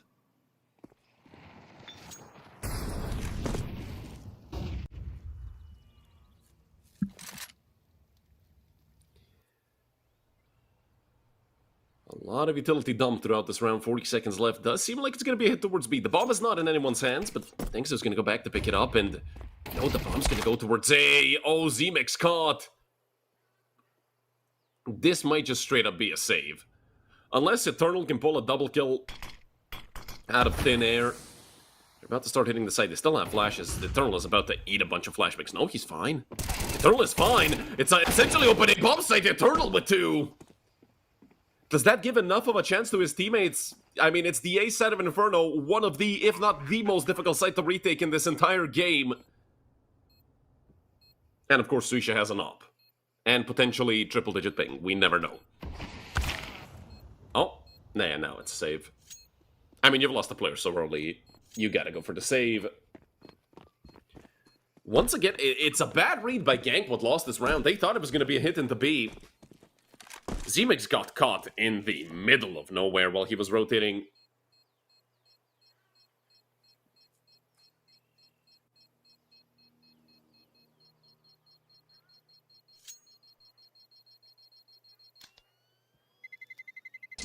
Terrorists win. 9 on the board for Algo. I mean, I'm gonna be honest. I'm kind of hungry. And, like, FYI, I am large. And apparently in charge, at least right now, on the stream. So, yeah. What's your guys' favorite pizza topping? Because my friend has talked to me about good pizza that's like half an hour away from where we live, so you might go pick it up today or tomorrow. What's your favorite pizza topping? And if anybody says pineapple, I swear to God, that bad button is going to press itself.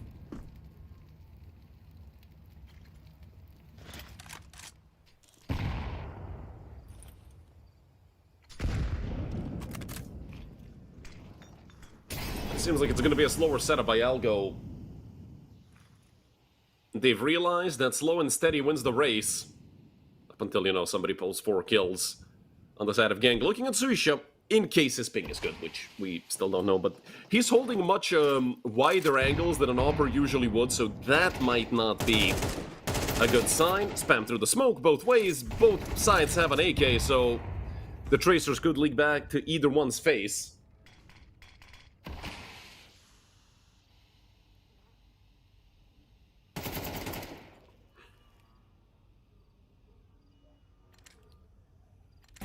But it's still calm towards Banana. Less than 50 seconds left for Algo.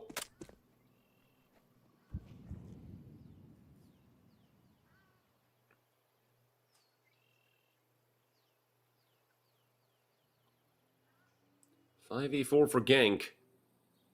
And there is 3 players here on the side. This is going to be great. The Eternal, just time the nade. Just time the nade. All he has to do is just drop it in there, and, well, he's going to drop it a bit more defensive. It's not going to do too much damage. Actually, barely any quality with 2. That's a quality round, if I do say so myself. Scrub, the last one alive. He's dead as well.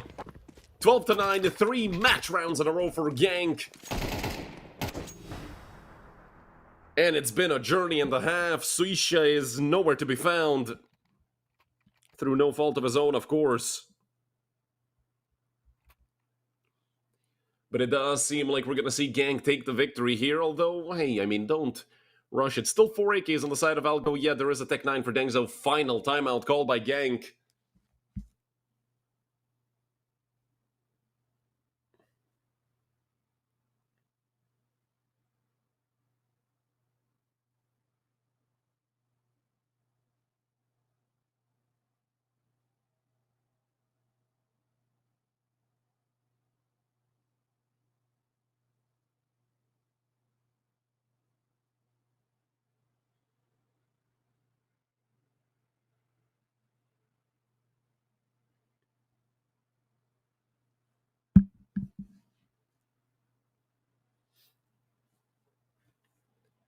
Potentially the last round of Inferno. And the last round of this entire best of 3. Gank After going down 7-5 at halftime, playing a 4v5 for about 15 rounds. They're in the lead. They're a round away from winning it. Don't forget, however, this is not an elimination game by any means. This is straight up, either you go to the playoffs or you don't. These are the two teams that won their opening duels, so it's much easier to go 2-0 than 2-1, I'll tell you that much.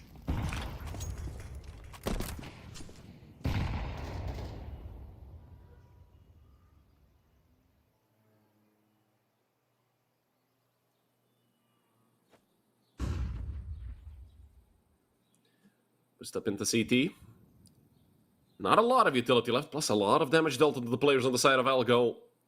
This could all go so wrong so fast, and who is about to get picked off by Sushi? If Sushi hits that shot, it's going to be great. The push does come through. Spam from CT. Quality on the boost. They should clear him out, and Quality gets 2. I can't believe that he actually picks up a double there, and Sizzix, I mean, if somebody is actually going to tone it down in this situation, it's definitely going to be Sizzix. He knows how easy it can be for this all to turn on its head. Smoke in front of CT. Slowly but surely. Gang gonna be moving up. There's 2 kits in play. 3 flashes left for them. Only a smoke for Scrub, and it goes towards Coffin. Problem is, I do believe it's easier to go through that smoke than one on CT. The push forward. Kill goes to Scrub. 2 for 1. The trades are there. Eternal on the turnaround. It's only him versus Nuki, and he's just gonna stick the bomb, or is he? He turns over. Nuki under pressure. 3 for Nuki. Good to see him back. And it's 10 for Algo. We're not done just yet. Look at the money for Gank. Honestly, if I'm Gank in the situation, I'd love to see them go for the full eco and just go with 1900 loss bonus, get a full buy. But right now it's a bit discombobulated. I mean, it will be a half buy. And it's gonna be a light variant of it. 2 USBs still. Sushi wants to have that up. 23 kills for Quality. He's been having a blast here on Inferno. Dengzo wants to push the smoke, Galil in hand. He is gonna go down to Eternal, but the trades come through. Griller and Amber, easy dealing with that. Zemix has a USB. If they go towards him, he's dead.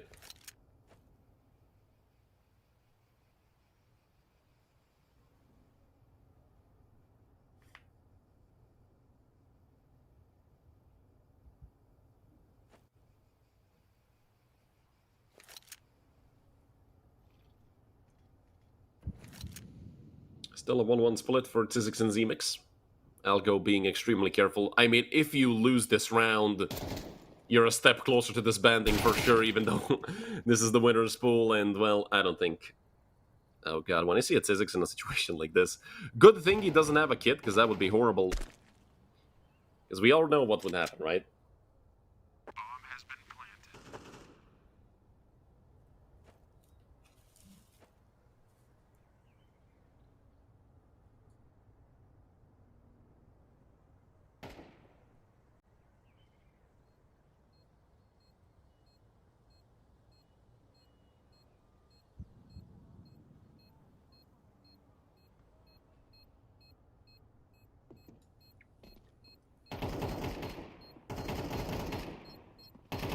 Tzizix up close, once again up to his shenanigans. Obviously no defuse this time, but good damage could be dealt.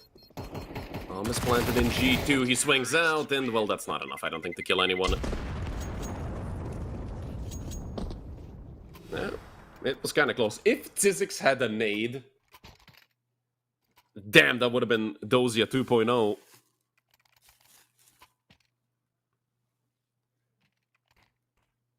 Well, 12-11. An absolute catastrophe of a map both ways. I heard a chat message. I have PTSD. I feel like we're going to go on a tech pause every single time we hear it.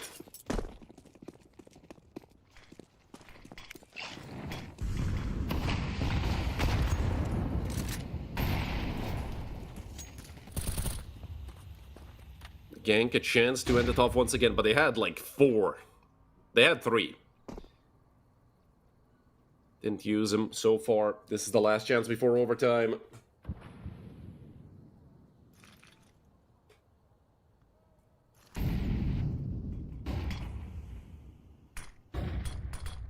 Look at the push through banana. Genk have the right idea. Zyzik just spamming the smoke. He's gonna drop a right click, and there's the first frag going in for Z-Mix. Suisha is still on a million ping. Zyzik's through the smoke. It seems to be set in stone for Genk Esports to take this home. Molly into long, and Dengzo and Scrob left. 2 versus 3. And they are well positioned. There are some gaps that they have to cover, you know, periodically checking back and forth, but pit and site is a very good setup to have in a 2v3, especially on this bum-ass site to retake, but the nade comes through, good damage dealt. Dengzo with one, they know where the last one is. Scrob is still fighting. Scrob through the smoke, it's over. Get the defuse, Eternal get us out of here. 13-11. Algo took us the distance, but it was not enough. It was a 5v4, they still couldn't get it across the line. Genk deservedly go into the playoffs. Poor Suisha played this match in 2019, apparently. But hey, they ended up winning it. That was an absolute catastrophe of Counter-Strike on Inferno. Actually, Genk, the only reason we're going to be, you know, positive about this win is because obviously Suisha wasn't here. You can't tell me Suisha had, like, what, 2 kills in the second half, and, you know, he had good damage dealt considering that he was playing on 350 ping, but again, just, you have to win these if you're Algo. You have to take the advantage. I don't know if there's no chance they tilted, right? I mean, this is sort of half a mixed team, but they are an org, and they've been together for a while. I mean, I don't know what happened. You don't have to win the entire best of 3 just because one player is, you know, gone for a map, but it's like that they couldn't get one. Whatever, I get to eat my food. You guys get to go on a short break, grab a snack for yourselves, and we're going to be back with the next match, which is going to be Imperial Academy versus Wildacard Academy. Stay tuned.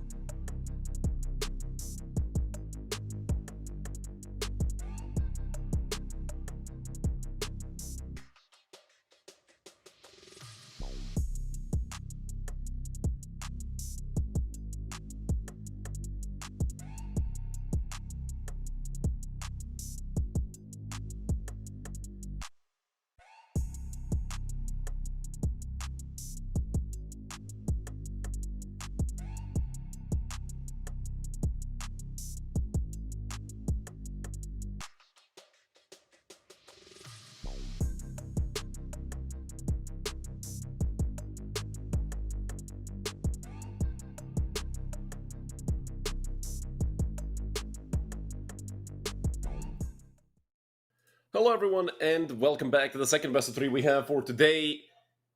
It's Wildacard Academy versus Imperial Academy, our defending champions of Season 39. Do not forget Wildacard Academy. Not only that, but they also won Season 36, which was, some time ago. And now they're facing elimination at essentially halfway through the group stage, maybe even a little less than that. They lost their opening duel. They got 2-0'd by Gank. They did lose the first map 16-14, but the second map they got 13-5. They got absolutely destroyed by Gank. Same goes for Imperial Academy. They lost the first map 13-8 to Algo, then they lost 19-17. So as I said, both of those best of threes, if you watch the pre-game analysis of the first best of three, both of those games could have gone the distance, could have gone either way, essentially, even though the 2-0 score really sits there and it looks like they got demolished. So our defending champs, I have high hopes here for Wildcard Academy. Imperial, this is their debut season as Imperial Academy, if I'm not mistaken. Ancient picked by Wildcard, which is not a surprise at all. I'm just shocked that actually Nuke got banned by Wildcard, but it's Mirage's or Decider. Overpass in the middle, picked by Imperial Academy. Obviously, both teams taking the CT side, and I'd say that looking at the veto, if Wildcard are able to take their own map pick, they're going to have a massive advantage coming into Overpass. We've seen teams that don't really have that good of a T side still play it well, or teams that don't play Overpass much, that they go on the CT side when their opponents pick it, they play it well enough that there's not a chance for the opponent to come back in the second half. So, going to be interesting to see once we get to that second map. Of course, first we have Ancient, but I mean, I don't think there's ever a doubt about Wildcard Academy and Ancient. They're such a good team on that map. Probably their best map. The only team that I've really seen give them like proper trouble on Ancient was Fish 123, but they were still active in 5 seasons in a row. And Fish 123's best map is also probably Ancient. So take that with a grain of salt. No matter how you turn it, this team has a very good jungle.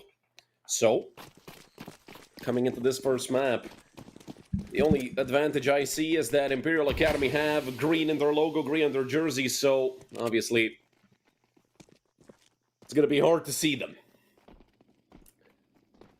Shifu, honestly, Elliot, Taz, and Crag. Or Tags, rather, I think, because that 9's probably supposed to be a G.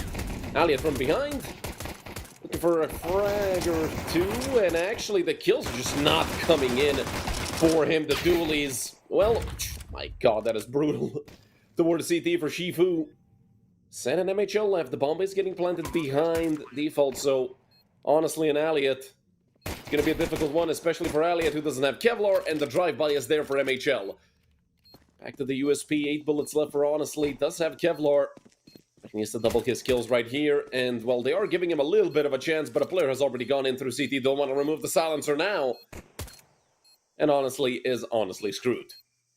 15 seconds left. He would have to essentially stick this defuse right now. He is going to look to stick it, and MHL is going to nail him. In the side of the head, 1-0 start for Wildcard Academy. That was a back and forth round, however. Could have been very close. I can't remember who was it towards Donut that missed a bunch of those first shots. It felt like that player should have at least gotten one. 3 players have their back or side turned to you. Nobody's aware of your existence. But, however, those are the hardest skills to get in Counter-Strike. So, can't really blame them.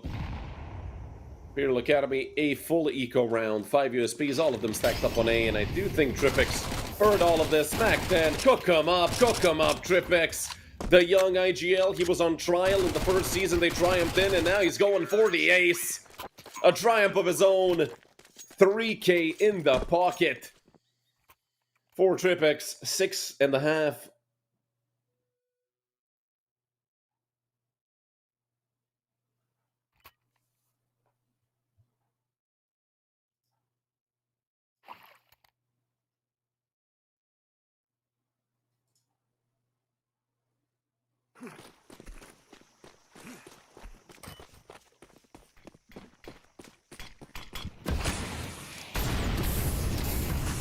And gonna be pushed down. Or better, gonna push up in through mid.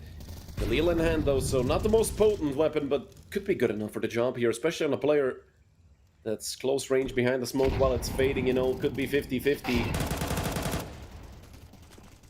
Sen taking a dink in the meantime, a little unfortunate for him. Nate gonna be flying back behind Donut, and well, a 2-for-1 to open up for Wildcard here in the first full buy round. Don't forget, they still have a bunch of Galils plus that Mac 10 that they just lost. Smoke towards CT, they want to go back into B. Look at what happened in Cave. Sin went right past Crag. Okay, hold on. Crag has the play, but how early is he going to be there? Because the more time passes, well, the higher chance of somebody being aware of his position is. And I think at this point, you got to be ready for Cave. So much time has passed. Sench is going to swing the Molotov, a suicide mission, but Amsalem was there for the quick trade. And spotted on the site. Crag, he will bait out the push. MHL nearly killed. Amsalem's still there, does spot out the player pushing down his teammate. Now Amsalem's in trouble. There isn't a kit for Crag, so this round is over. It's just a matter of can he kill Amsalem. Both of them, it's a bit iffy. Glock v USP, and it's Amsalem. Luckily, Wildcard able to take it away, but Amsalem goes down as well. Massive economic damage dealt.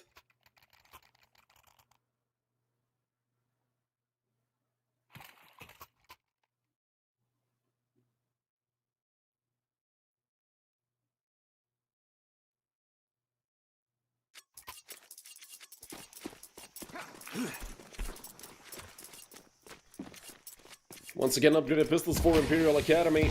Or rather, the first time around, because the second round after losing pistol was a full eco. 2 Deagles, 257s, a P250, and Tags has already gotten the frag, but the quick trade comes in from Amsalem. Great job being done by him. 4v3 for Wildcard Academy.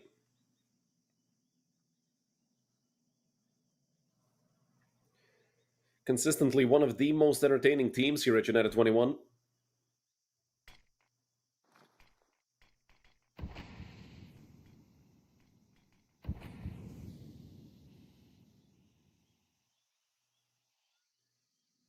Slowly but surely, Wildcard make their way into B. Bomb has been planted.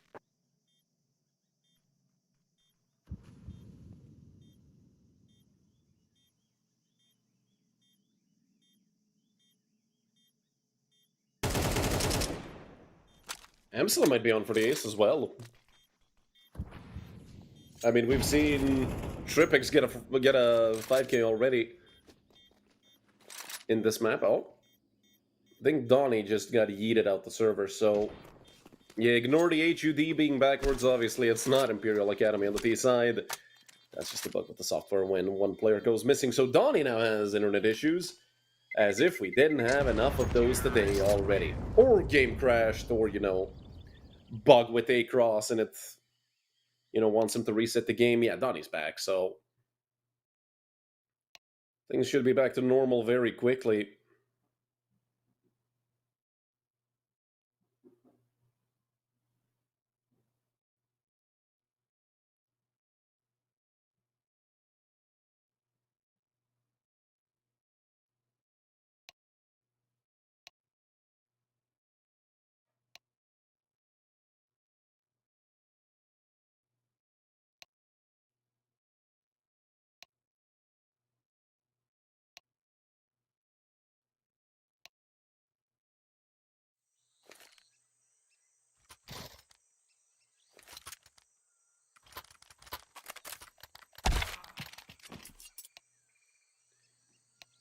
Oh, Zizix is here. Ah, the good old.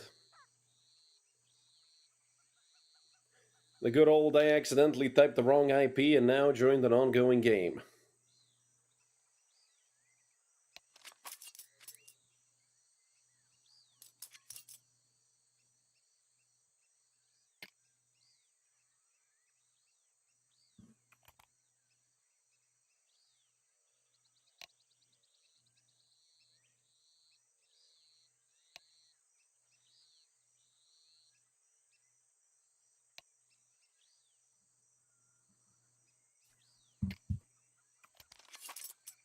I think we can just continue with Zizix being here. I don't think anybody minds.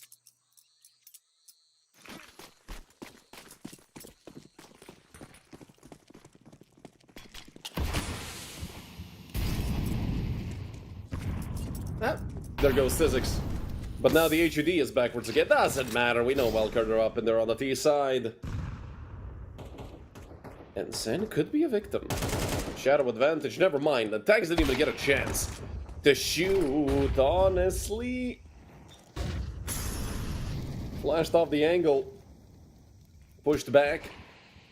And there is a player looking to push into cave. Crag could go up against Tripix. Tripix has been having a phenomenal game. Donnie barely alive, but the young IGL does go down. So Imperial have the man advantage, 4 versus 3 for the Green Boys. Could catch an angle here, never mind. Did they see the shadow? Oh yeah, for sure he saw the shadow, honestly. Just 4 kills. Easy work for the sniper of Imperial Academy. Sending them back right the way they came. And see, my production is so great, because they can read my mind. I was about to go and type AHD is backwards, but no. They took it, they didn't even take it from my mouth, they took it from my thoughts. Anyways, Wildacard Academy on a Mac 10 for Tripix. Oh, fast B play maybe for Tripix.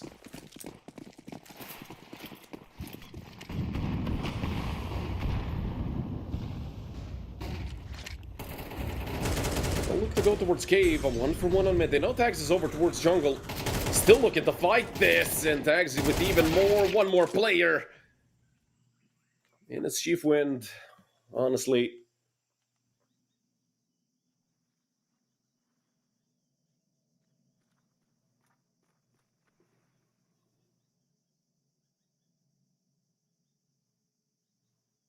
Oh, excellent timing, horrible. Now they know there's an op towards 7, they're going to have to be careful. MHL and Tripix, the dynamic duo here. Some damage taken, and they don't want to even look to Molly, and they want to go raw. One player goes down. Mitchell still has a Molotov. We'll throw it. That should at least guarantee a kill, even if he goes down. And now it's a 1v1 against Honestly, who has a mountain of utility spots. MHL crossing. And will this be a peek by MHL? Tries to get Honestly off the angle. The Polish postman. 5-1 lead for Wildacard Academy. Great round by MHL with the 3K. So calm and so collected.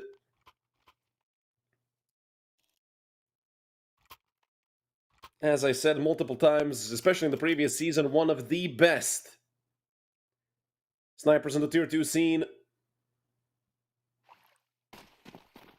You know, the names change consistently. There's one player you can almost rely on, it's definitely MHL. I don't know what a sniper is. Even though MHL just picked it up, but I mean, there's not really much you can do. You can only hope you take a bomb side alley. Oh my god! Not a chance given. Amsalim, perfectly timed by the Israeli player. Shifu honestly left once again. A 2 versus 4 with Shifu. I don't know about this. I would much prefer to see him save because their loss bonus is max. They're going to have a full buy if he's able to drop, which he would certainly be after a save, especially with Crag having money. Only him and Honestly wouldn't have to drop, but hey. This way, there is a % chance for Shifu to win this somehow magically. Haven't properly cleared out cave, and never mind. Donnie is just having one of those rounds of 3K for Donnie, more than doubling his kills. Leaving only Honestly. 1 versus 4. Imperial Academy not having fun right now on Wildacard's map pick.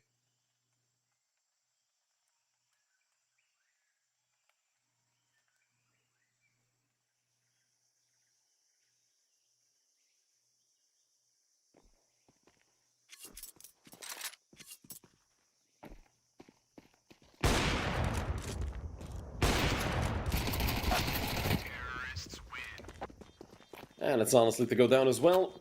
Only a single casualty on the side of Wildacard, picking up a good bit of economy. They still are relatively low, though, for a 6-1 lead. They have lost most of their players in quite a few rounds. Don't forget that one round they won where they lost all 5. Was sort of the root of the whole situation, and then afterwards, you know, have bad roots, you have bad trees. Amstelin going for the red room smoke. Was it the red room? I can't really tell. It should be the red room. I mean, he lined it up from the left side. Just a little bit of a gap on the other side of it, though. Maybe if Alia decides to be adventurous with that FAMAS, but again, raw dogging a smoke swing with a FAMAS on mid-agent is not on my bingo list for any player to do today, and Crag, God, that angle is such garbage. Tripix playing it phenomenally. Up to 10 kills, and Tripix absolutely loves this map. His calling is immaculate, his shooting even better. Donnie. If there's someone that's going to go mid every single time, it's definitely Donnie, and for Wildacard, he does so much dirty work, and he might go down as well. Tripix, pinpoint accuracy on the crosshair positioning. Donnie did go down in the meantime, but it's a 4v2. They could throw a dart on the map and go there and probably still win the round. Just don't throw it at your monitor, because then you might not be able to play. Elliot and tags. Great hold by Sen, leaving only Elliot alive. 1 in 6 for Elliot. Not looking too hot, and he gets hit by the molly. It's gonna be the fire martyrdom from Sen. 7-1. Well, considering that the name Imperial is most often associated with a Brazilian team, this score makes perfect sense.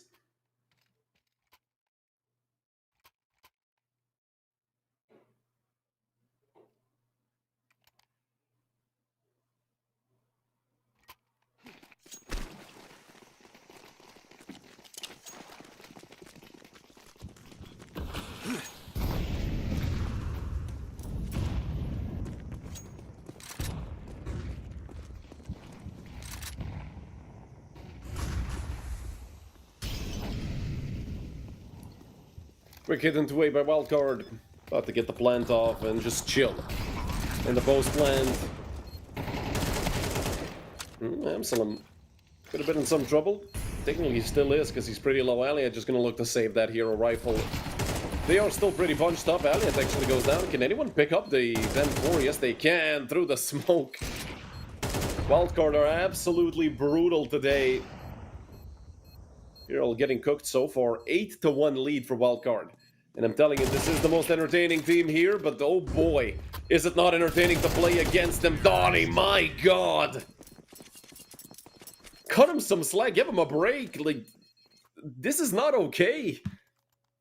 The debut season for Imperial Academy, as far as I'm aware, they are getting cooked.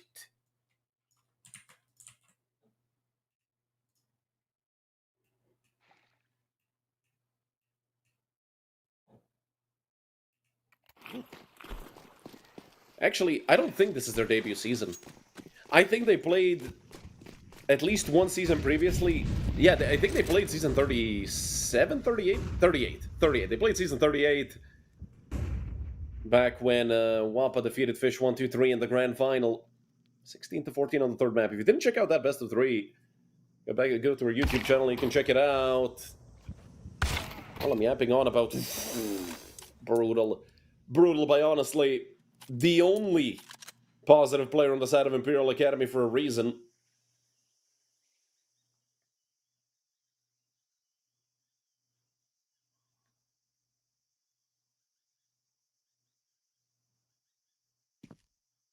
Tripix, oh. Step made, does spot the player out towards long and some damage taken. Minus 25 on the Tripix. Timing could have been horrible, but it seems to be okay. Because you gotta be aware of Cave as an entirety. Tripix has decided to tuck back towards ramp, though. Does honestly have an angle into ramp. He does decide to walk out a little into short. This is a great bait and switch by Wildacard Academy. Crag goes down as well. The op is way too far away. Molly goes deep. Honestly, would have to run through it, and he doesn't have Kevlar, so that would not be a fun time. The bomb's getting planted. Can Wildacard pull off a 2v5? MHL aggressive angle. Does spot the out barrel out. He does connect. It's only Tripix left. 6 bullets in the AK. But the IGL of Wildacard Academy is you aware of short, looking at the floor. Not even close at the end, but oh boy. Our Wildacard having a blast right now. Tags gonna pick up the round, but losing 4 players instead of winning with like 4 or 3 alive. Bomb has been defused. Counter-terrorists win.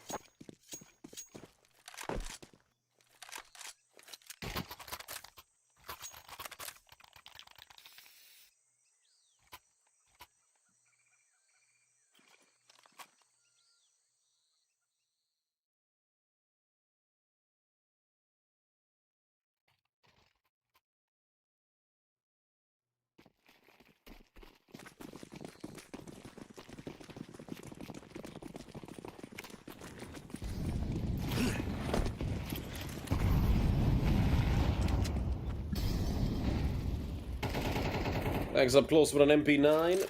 Don't forget, both teams could start struggling with their economy. I mean, Imperial already are, but I love the boost with the flash play. Alia threw such a good flashbang. MHL did get one back, so even with that initiative taken by Imperial Academy, still just 1-for-1 trades all across the board. Shifu gonna be in trouble. 1-for-1 trade, the two snipers bringing shots off. Shifu somehow able to escape with his life. Sen pushing forward, and now it's a 1v1, and oh boy, Sen. He does get baited forward, though. Aliot playing it to perfection, baiting it with the reload, ready with the USP. And that's how you have to play against Wildcard Academy. You know that they're an aggressive team. You know that they love those plays.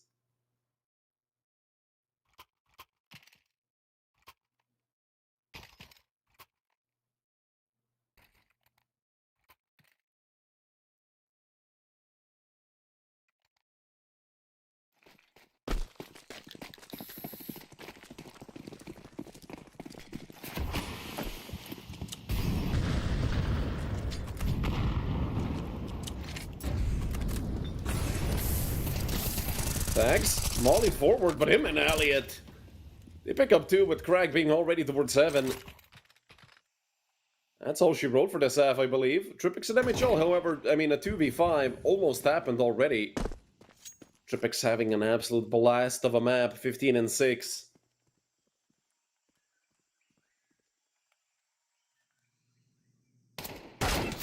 Crag. Pff.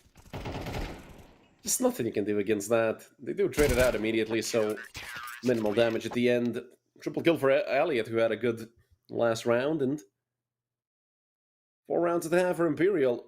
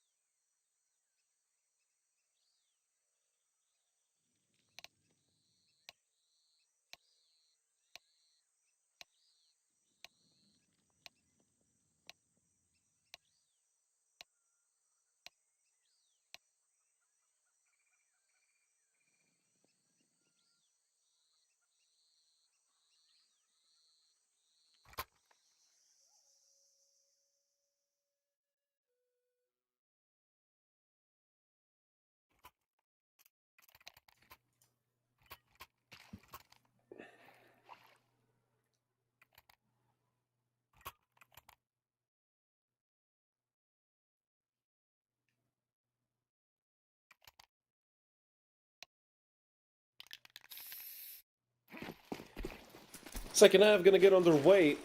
Kid Smoke for Tripix, everybody else on Kevlar end. Well, 3 sets of Kevlar best on the side of Imperial, P250, Smoke, Flash, Molly, and it's a free-for-all on mid. That Wildacard Academy we're winning. Now with 2v2. Elliot with 2 great frags to trade it back.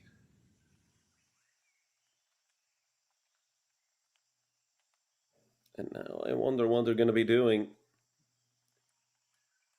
in this 2v2. Wildcard Academy are split up.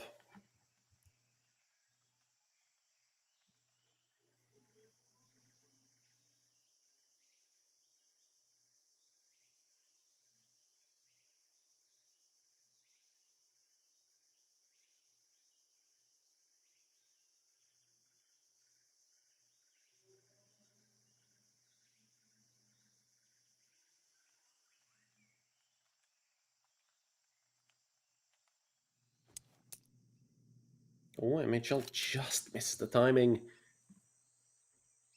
Now Shifu and Elliot have a chance. Plus the Molotov, but neither of them has Kevlar. Although the Kevlar won't make much of a difference for MHL. 69 HP, he's dead to a single headshot, plus Tripix doesn't have any. And I feel like at this point they're aware that this is probably going to be the A-bomb site. MHL just holding the tight angle for the main cross, turning back towards Red Room. Timings could be horrible. But with this Molly, everything's confirmed. Tripix has a smoke, and we mentioned that already.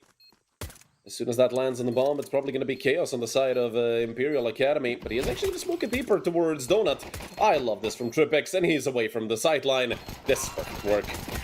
9-4 for Wildcard Academy. Spam through the smoke. Shifu, I mean, he doesn't have anything to lose apart from a P250. MHL completely ran out of bullets. 9-4 for Wildcard Academy, but they did allow the plant, so we might see a force from Imperial.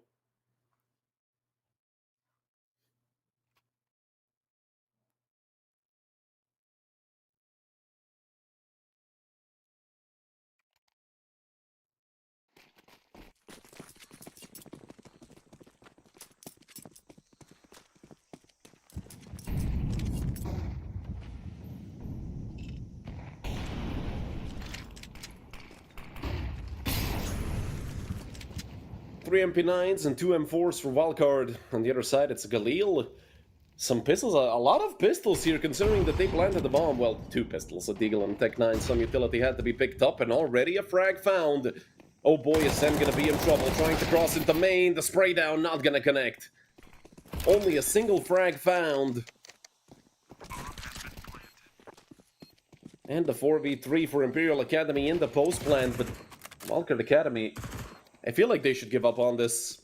It's unfortunate to save 2 MP9s after a full buy, but they kind of have to. Their hand is forced. Unless we see a Tzizix play be made by Tripix, who can look for the Ninja Defuse. I don't think it's going to happen.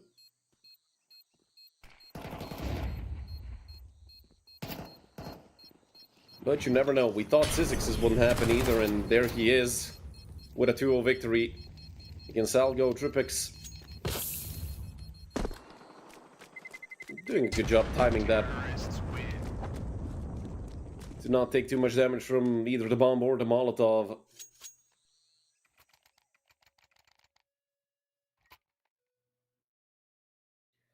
But only 2 MP9s carried, or rather an MP9 and an M4, only 2 guns carried over. It's going to be rough for Wildcard Academy.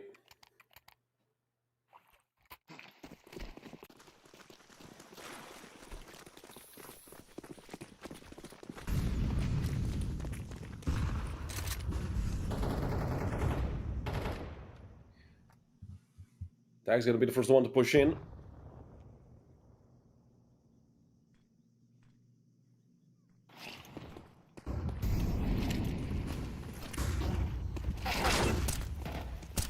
Big man MHL for the first with the flash assist. I think that was actually the T-side's flash. But they got Tags killed, and in the meantime, Donnie just wreaks havoc. Only Shifu left. What do you even do in this situation? You're half HP, you're getting peeked, and it's over. Full house with MHL picking up the 3K. Unbelievable round by Wildcard Academy. Imperial Academy, they had to play it better.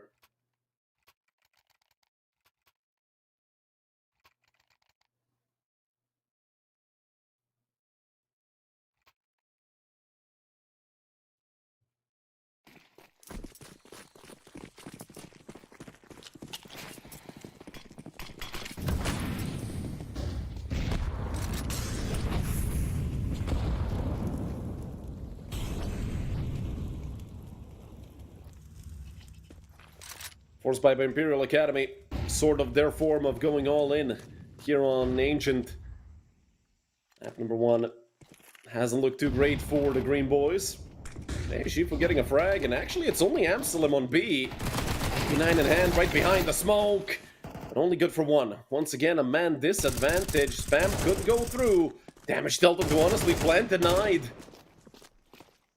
And now they can't even plant properly until the smoke lands. Marley gonna fly towards backside. Donnie just wants to push.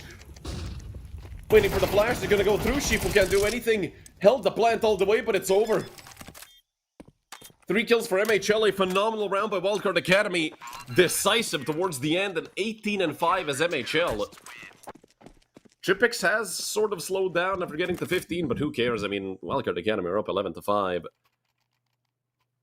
They certainly don't.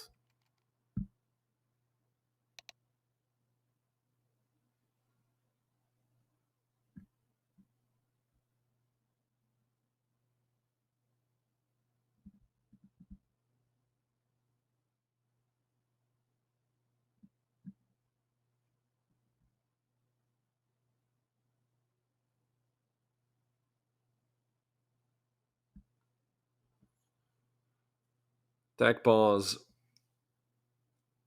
for Imperial Academy.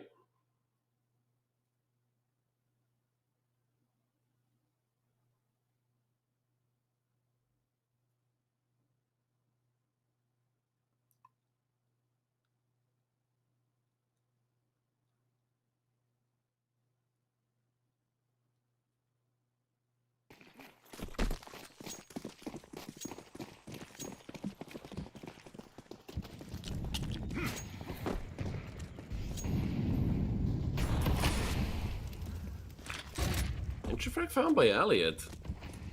That's an interesting place to go down in, but the Deagle was there, so fully losing the A bomb site this early on another force buy by Imperial. MHL just gonna push the smokes. He does get cover from Sen. Should save that Molotov for a little later. Spam through the smoke. MHL does hear the Tech 9 behind it. Molly is gonna eventually land, even though it bounced up, and a 2-for-1 trade once again. Wildacard Academy doing a great job at getting things into their favor. Ready for someone in the smoke, but no one's there. Main and Brokey, the 2 positions that need to be cleared out. Tripix holding the peak. Looking for a wall banging out. You know, the last players towards main. This should be an easy cleanup. Phenomenal. Once again, a perfect retake by Wildacard Academy. 12-5 for the Jokesters. And Imperial Academy are struggling. They are getting the plans, but it's so difficult for them to do anything afterwards.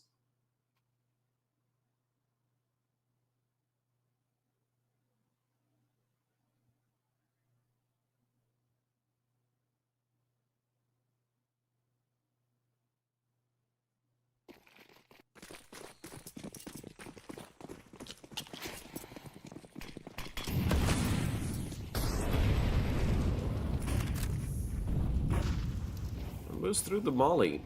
Sen did take some damage. Donnie also running into a Molotov for no reason. I feel like they're aware. I mean, they are shooting towards Sen. Obviously, the angle gives him enough cover, and Tripix. Oh, this is such a nasty position to be in. Crag could easily get caught, and now Tripix knows.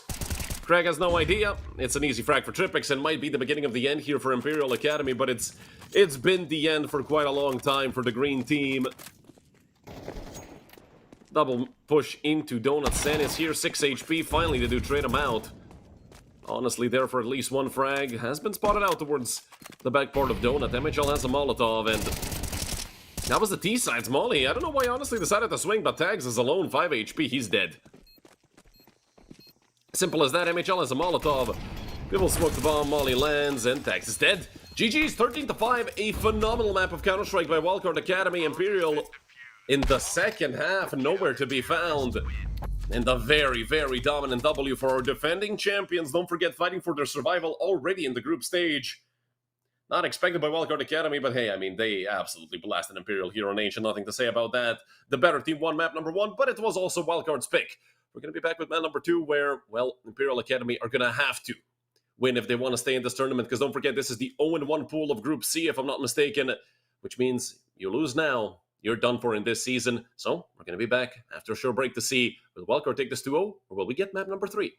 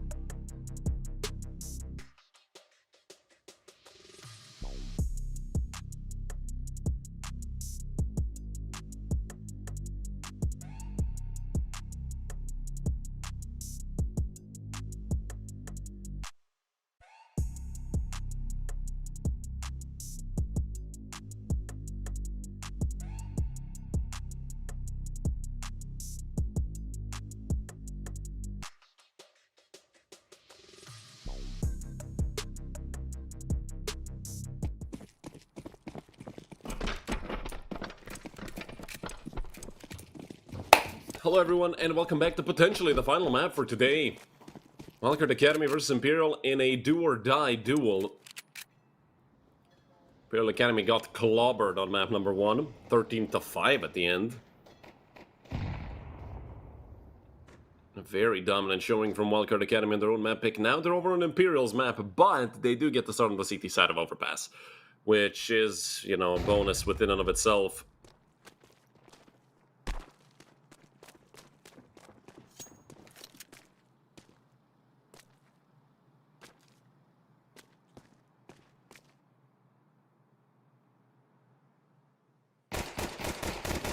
Elliot.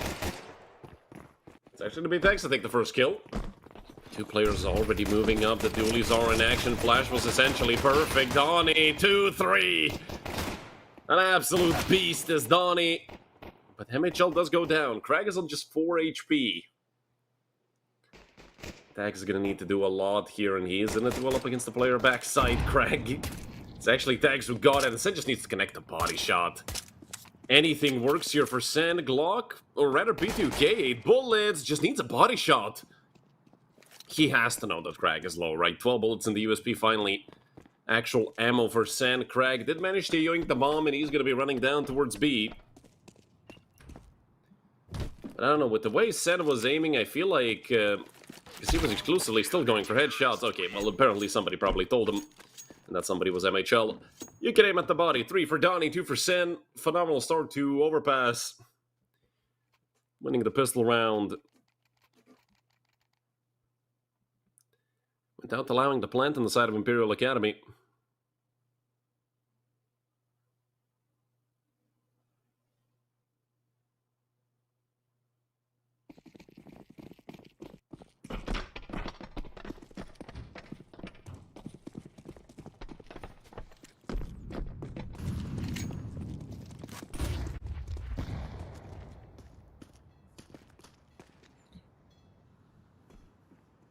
MHL holding the mid-push. It's a single deagle and a bunch of Glocks, and yeah, this is exactly what you expect from a round like this.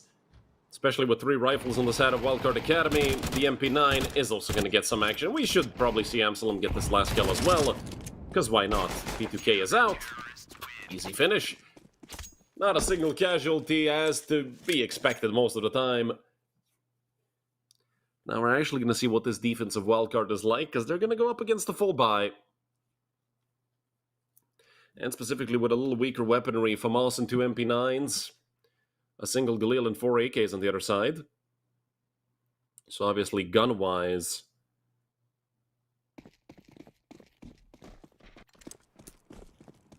they're at an advantage on the side of Imperial.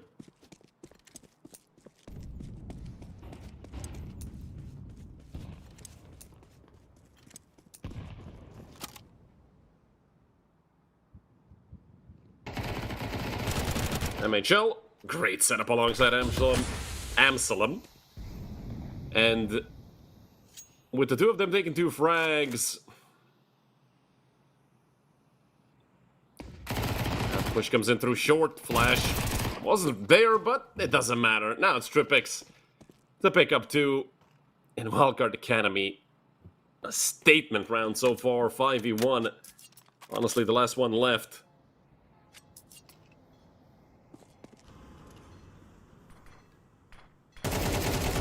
Tripix to pick up 3. Full house for him and for Amsalem. 3-0 for Wildcard Academy.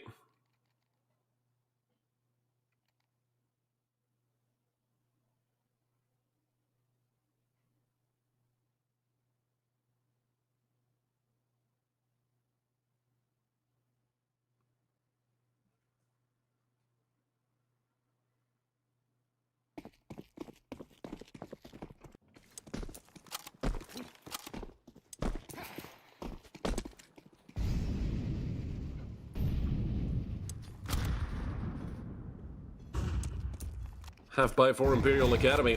Setting up for a hit into B. Now it's time to test this defense. Once again, wild spray by Sen. Oh my god, everything missed, but not for Donnie.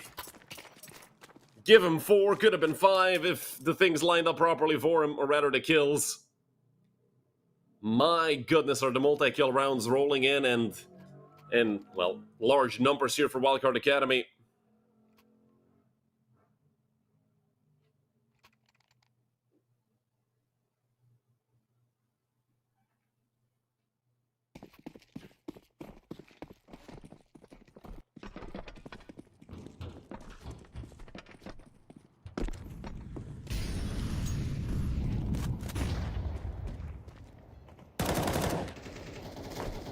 Only a connection there for Sen. Finding another full buy for Imperial. Oh my god. This is the second time we see, honestly, just nail someone while jumping. But while his opponents are jumping in, oh, Amsalem. Nobody's watching long. Elliot has to take care, and it is going to be Elliot to get the kill. Unfortunate for Amsalem, had the right idea at the wrong time.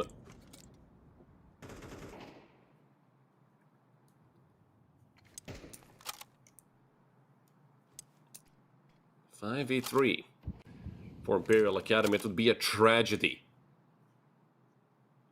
for the Green Boys to lose this. But with 3 people stacked down on B, Wildcard, even though they've lost Tripix and Amsalem,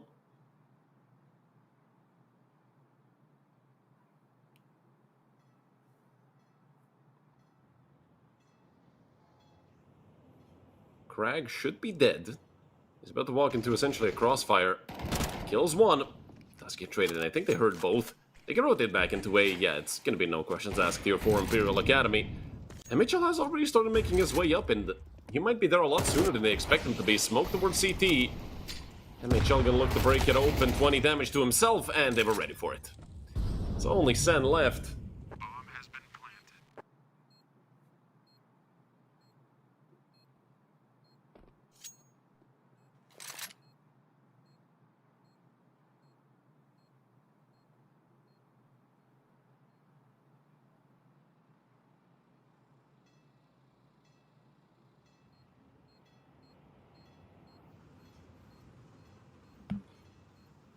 Sen gonna look to save the AK and should be fine. I mean, there's no reason for Imperial to chase this. You cannot get a good return on investment. Even if you kill him, you probably lose a single player, because Sen is full HP and you are gonna have to chase him down.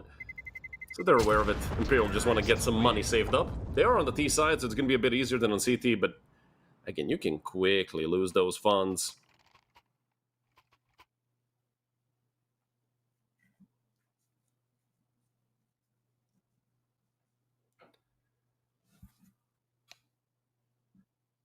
I'm hearing some messages in chat. Hopefully we don't get a technical. We have had quite a few of those today.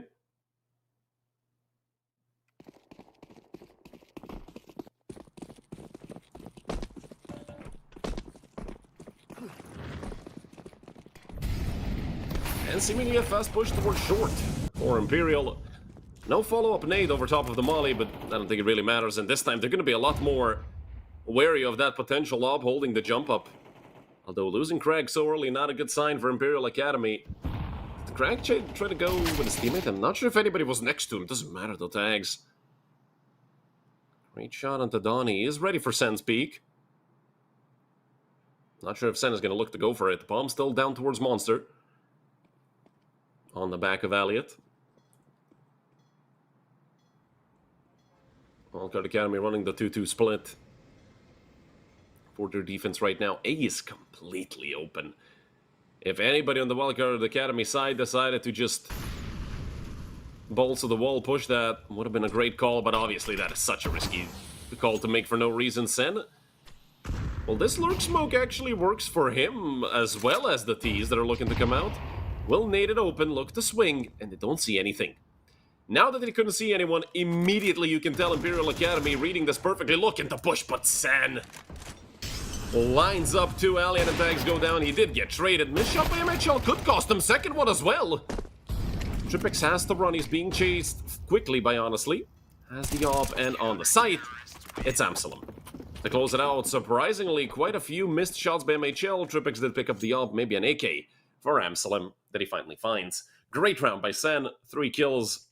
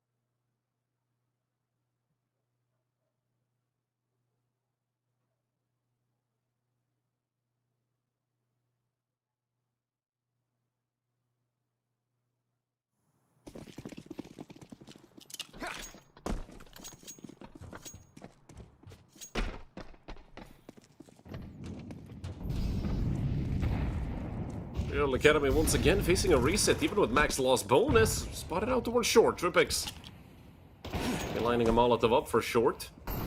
He's gonna follow through soon. Actually, with the flash, they want to push this. Clear out the corner and just run him down. Crag, even though he got a kill, that's all he got. Sen and Donnie. 2 kills that favor Wildcard Academy. Once again, just Wildcard are taking the initiative here, which is something you almost never see at CT side overpass. You can literally sit in the point where you spawn in without moving on A, and you would still be a perfect A-side player.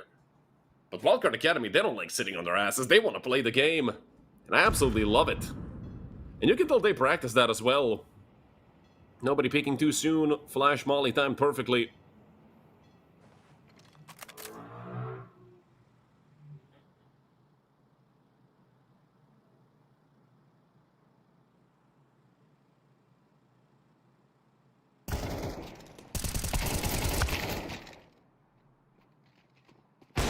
Counter-terrorists win.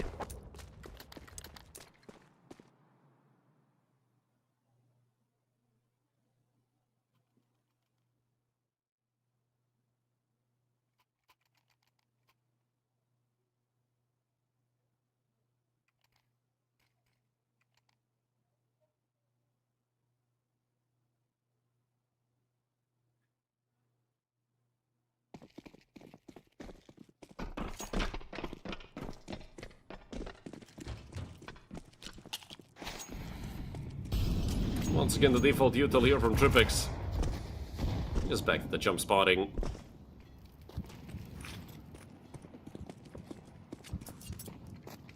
But the hit is probably going to be towards A. A hero rifle with 3 Tech 9s and a deagle. Minimal utility, 4 flashes and 2 smokes. It is enough to take A. Smoke for bank, smoke for CT, and just go for it. Because that's all that's left for Imperial Academy. Once again, they're looking at a big lead for Wildcard right at the start. If they could somehow, some way steal this round away, that would be phenomenal for Imperial's Academy team. MHL once again with 2 missed shots on the up. They're finally going to chase him down. And Amslam is here to help out. Spam through the smoke. Nade ready. Fly ran into it, and one more player there, Elliot. Good on the tech. Second player is very late. Elliot, even with 8 HP, doing so much. But Donnie is there to close things out. The op gonna get saved. There is an AK on long. Sen doesn't need to ping it for Donnie. Donnie already got one for himself. Man, is this brutal so far for Imperial Academy. 2 maps in a row that you're getting 7-1. But now they can start winning rounds. I mean, a full bite, because if you don't win a round now, second map in a row, you're getting your asses kicked. I don't think Wildcard Academy are going to be like, oh, you know, now we can let off the gas. No, it's an elimination match. If they can 13-1 Imperial Academy here, they're gonna, you bet your ass they're gonna gun for it. 2 players over towards Khan, and also a push through playground. Amslam can hear all of it. And Amslam positioned so perfectly, takes the frag. Minimal damage dealt to him as well. Imperial Academy have nothing. I cannot believe that this is their map pick. They look completely lost. Yes, Wildcard Academy are not playing a traditional CT side, but you have to adapt. Hell, T-side overpass is one of the most, you know, adaptation needed T-sides in the map pool. You compare it to what? Inferno, you can play 12 rounds in a row the same way, and you could have like a 50% success rate. Hey, take banana, see if you can maybe get a pick on mid or whatever, have one player lurking outside of apps, and that's it. Oh, Amsalam. I thought he was going to look to push it. He can hear these players, and actually MHL goes down. Surprisingly enough, MHL a bit too aggressive, even though he had info from Amsalam on what was happening. Honestly, he's been doing a good job all day long, but unfortunately... Oh, the timing... The timing is rough. Unfortunate for Elliot, who's still alive. Amsalam also gets away with it.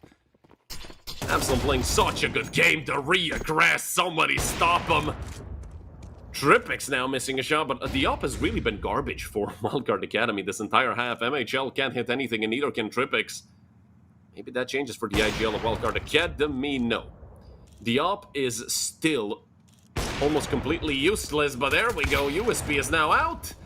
Interesting call, made a sort of a Kerrigan play right there, and honestly gave a chance. Oh, that's going to be fun to say all day long. Well, probably the rest of Overpass long. Honestly, gonna have to go for the bomb. Oh, time ran out. Didn't even notice.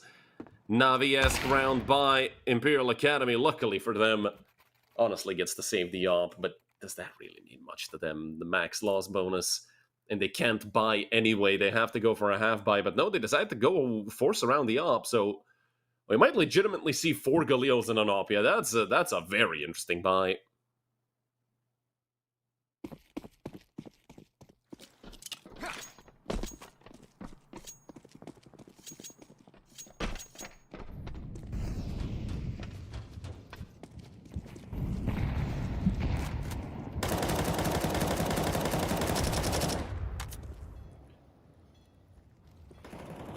Anselm once again very aggressive. You love to see him so confident. He knife out, back turned. I mean, man, just Amslim is essentially bugging the way he's playing, and I absolutely love it.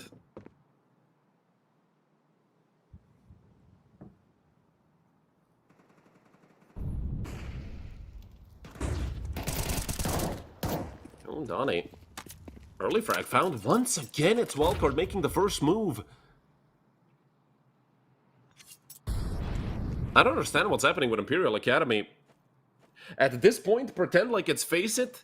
Like it's, one of your tilted teammates calling it, just wait for push, and see what happens. Because, I mean, playing default 9 rounds in a row, and getting absolutely clobbered once again.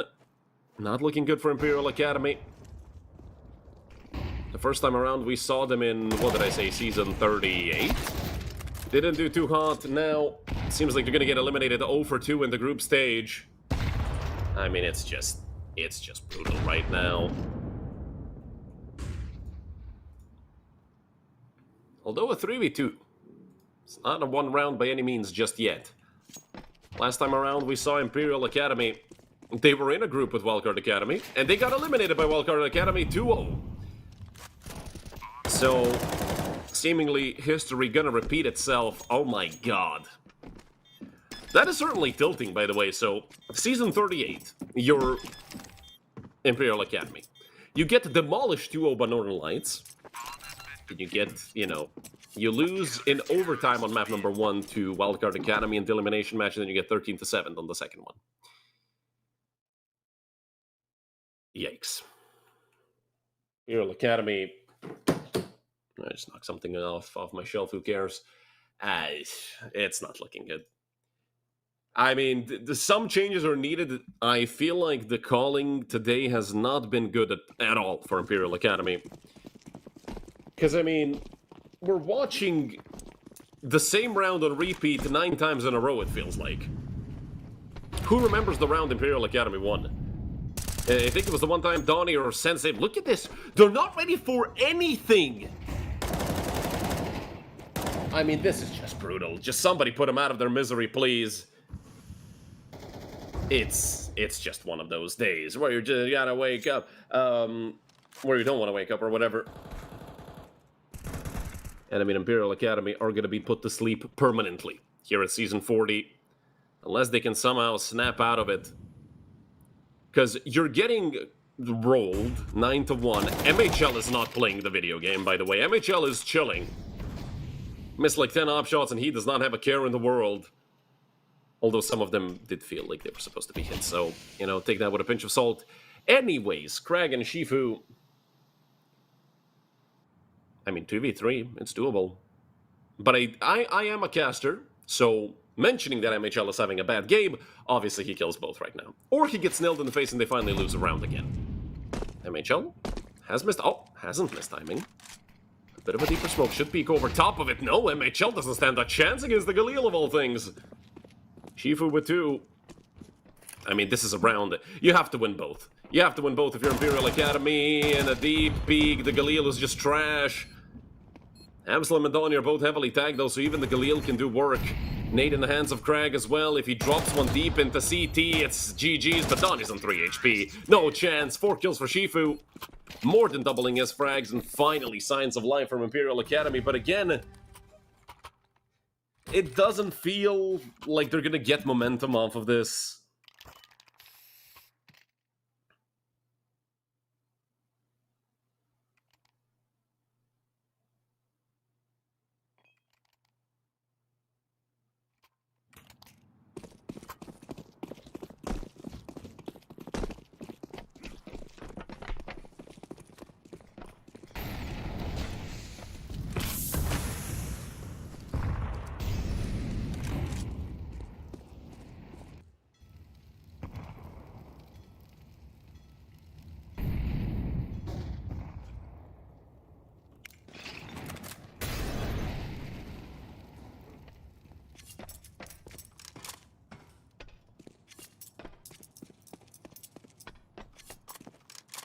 Passive round set up by Imperial Academy. They know how much respect they need to give to Wildcard. This is good to see. But the one round that they play passive in, Wildcard Academy have decided to play, you know, sit on the bomb site. Counter-strike here on Overpass. I mean, don't forget, as crazy as this sounds, even if this ends 10-2, Imperial Academy, if their confidence isn't shattered, they can still win this map. It's their pick. They're going on the CT side of Overpass of all things. One of the CT sides of all time. But what is this? I mean, okay, Shifu. Filled with confidence, honestly. Shifu. Hey, 6 kills in 2 rounds so far. Shifu putting in work. Expected MHL to be up on the flower pot, not quite.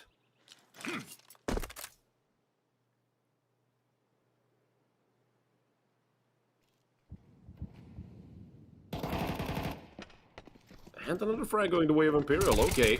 Oh, Nani. I thought we would see some trigger discipline. Shifu, up to 3. I don't know what got into Shifu, but whatever it is, I hope it stays with him. Only MHL left. How hilarious would it be if MHL, who's been extremely struggling this map, actually wins this, but no. Tags gets the last, well, 9-3. If you're superstitious, you're already seeing the Imperial victory here on Overpass and taking us to the decider. If we're being real, that's also possible. I'm not gonna lie, I told you already, CT side, their own map pick.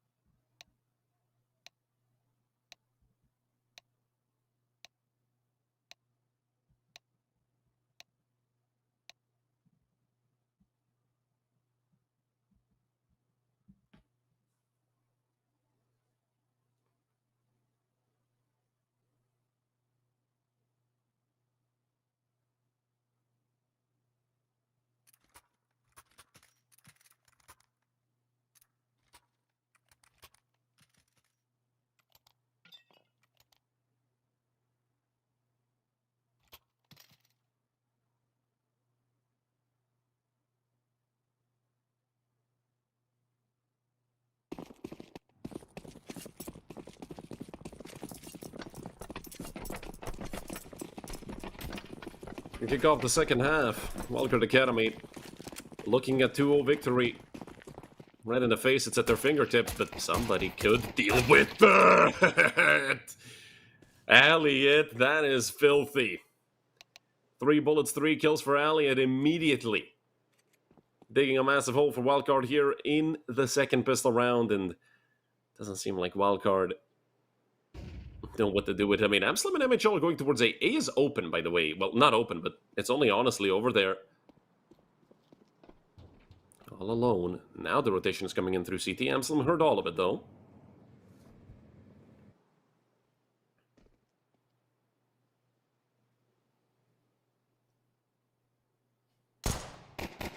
Oh, close. But no cigar for MHL. Smoke. Gonna fly towards CT. Great downs there by Amslim, but again, he's all alone, and it's one to nail him. What a round by Elliot. Nothing else to say about that. And, oh, did somebody disconnect? No, we're fine. Saw the HUD flash for a moment.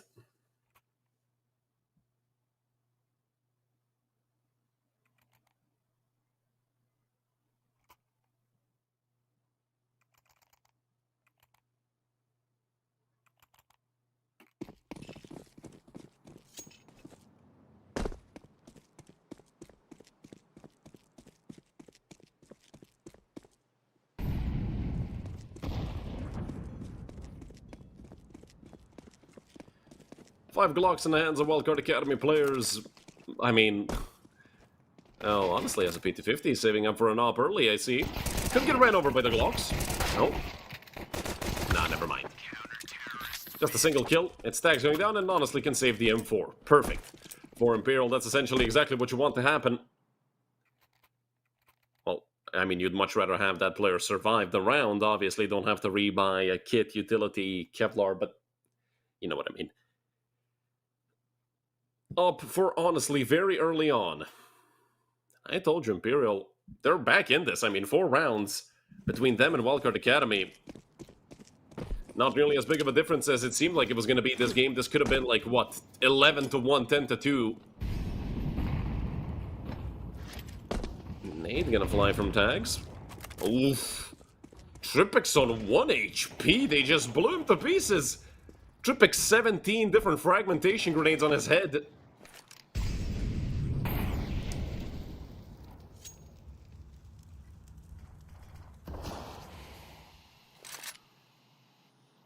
Absalom goes down as well. Imperial Academy, they're putting in work on this TT side. Donnie waiting for a flash.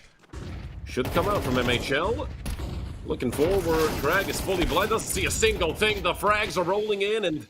well, it's an orange kill feed for now, but Tripix is still alive with just a single point of health. Any nade could kill him. Unless Tripix can maybe get the op out of there, but Tags has a Molotov. That doesn't fly towards the side. Tags actually raw pushes it. I mean, this should still be around for Imperial. That Molotov could have just led to them, you know, having their players still alive, and the PT-50 comes out for 1. So, honestly, with 2, Imperial Academy 6 on the board. Good attempt by Wildacard Academy, and considering the fact that they killed 3 players, you could potentially see a force from Wildcard. I mean, Tripix has over 4k. Him, MHL, and Donnie can get armor AKs. And I'm talking armor with helmet, but no. They're gonna go for a hero AK in the hands of Donnie, it seems like. The rest of the team gonna go with pistols. I mean, never underestimate rounds like this. I've seen so many games be won by just a single player with a rifle, it's insane. You know, that one crucial round, because Wildcard Academy, I'm not going to say they're choking, but they're fading away fast. In the second half, already lost 3 in a row, you know, cut the lead, your lead got cut in half. Essentially what I'm trying to say, and the Imperial Academy are feeling it. Shifu, who did slow down a little bit, honestly, has his op. Elliot as well, who had a monstrous pistol round, and once again, honestly, he's so good at these upward flicks. Catching players while jumping is going to body block the smoke. That's going to leave a big gap towards CT, but now he doesn't see anything. Have they gone quiet or have they rotated back with another smoke falling? Flash perfect. Honestly, can't see a thing. The techs are rolling in. Elliot needs to fight and he can get 2. I'm not going to say only 2 because it's definitely not... oh. Phenomenal Molotov there towards CT. They Molotov CT, guys. So, 3v2, but MHL is a bullet away from dying, and Sen is not much healthier. The main actor here is going to have to be Tripix. Position towards long. Sen going to join MHL over through Banana. I'm just going to be jump spotting the site. The bomb is planted for the 3 of them. No reason to be rushing this. Both CTs do have kits and the nade in the hand of Shifu. They know where Tripix is. They might decide to nade him on long, which would be great. And Tripix swings. Don't have time to win this, but hey, I mean, if anything, they're... not sure if Shifu can survive now. 30 HP. That op might be screwed. Crag is very far away, and yeah, the op goes down, but it flies right towards Crag, so it's fine. MHL goes down as well. Sen gets to save a rifle. Wildcard Academy really needed that round to cut the streak of Imperial.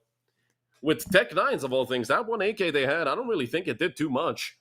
All I saw was Tech 9s in the kill feed.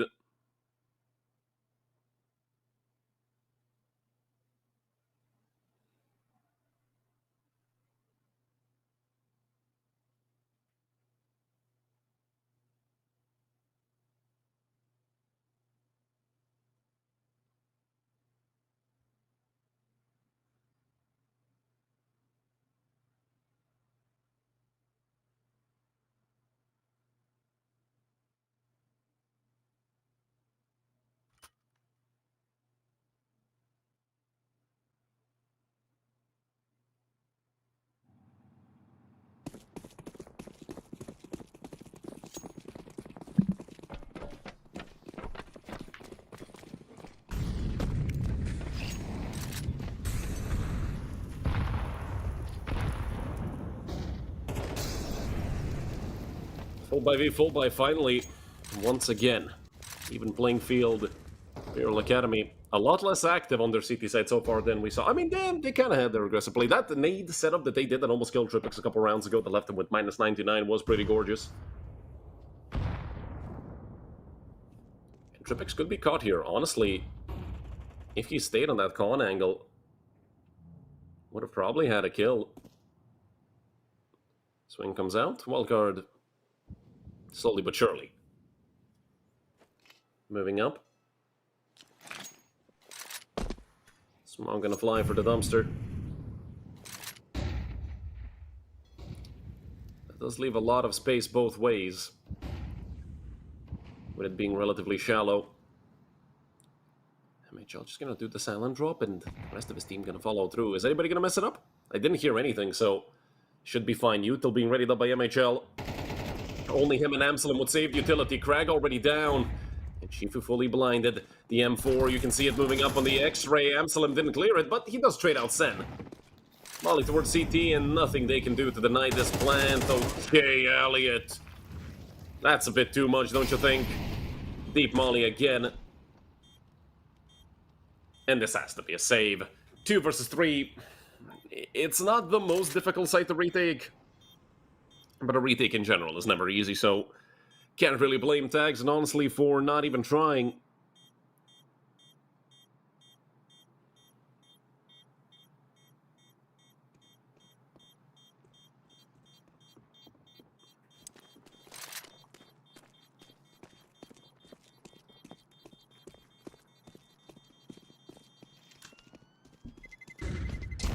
Terrorists win.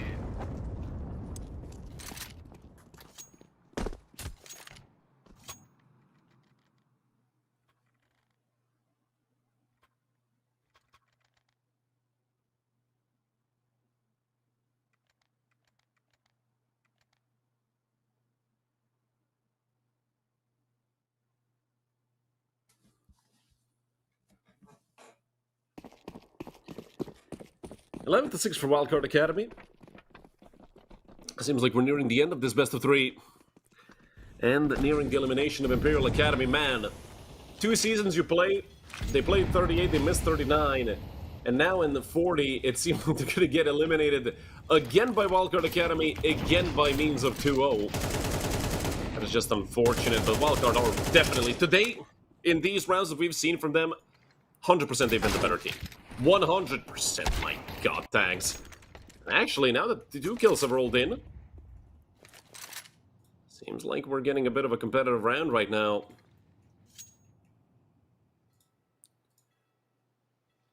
Five versus 3 for Imperial Academy. Nothing's over just yet. I mean, I'm talking as if they've already been eliminated. Tag's doing a great job. You know, if Imperial Academy can wake up a little more, they could still have a chance, but it's not going to be too great of a chance with the problems they had throughout. Overpass, flash over toilets, a 2v5, now a 1v5 MHL. If anything, at least he got a kill. You know, because MHL's been struggling here on Overpass, which is surprising. If I was to say that anybody would be probably towards the top of the scoreboard for Wildcard Academy on Overpass, I would definitely say MHL, but the op just wasn't working for him at all.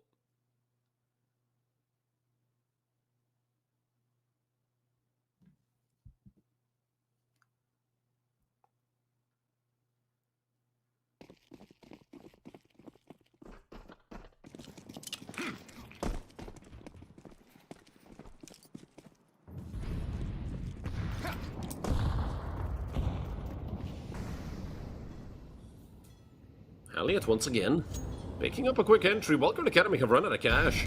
You're gonna have to eco after this. I mean, a chance for Imperial Academy to bring this back, that's for sure.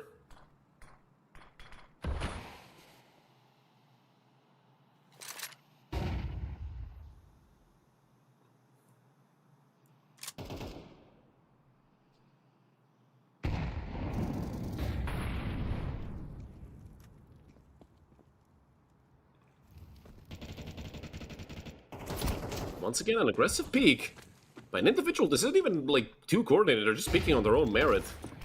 Great flash thrown, however, but still, a 3v5 should not be doable by any means here for Wildcard Academy, especially not with the race that Imperial are at, but Tag's disconnected. Tags got dropped by the server. Oh, no. Not now, not like this. Luckily, they have Elliot to do it all from the pistol round of the second half. Elliot has been a monster. And towards B, op shots missed, ringing off left and right. Honestly, to close things out, and I wonder what happened with Tags. Yeah, he's gone. Technical pause immediately.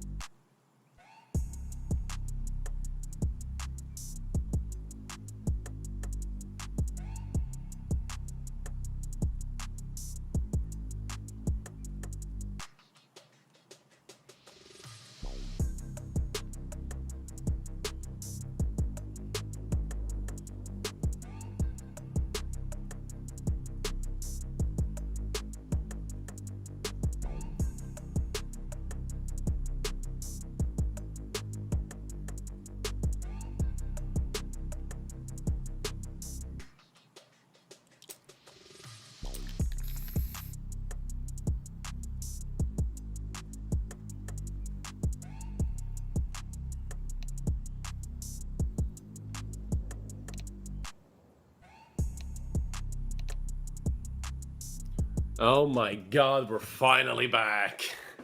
That took way too long. Obviously, Tags had some, bigger issue because Bubble is here. Had to field the stand-in. Or rather, the coach to come and stand in. But hey, I mean, Bubble, well, he still played. Was a very good player. And he's also very experienced.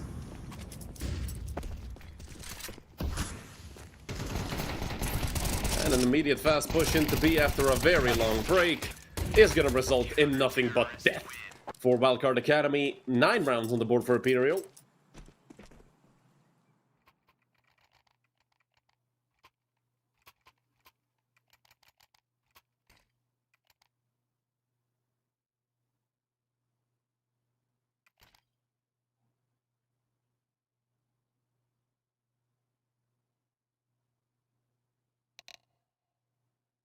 Oh my god.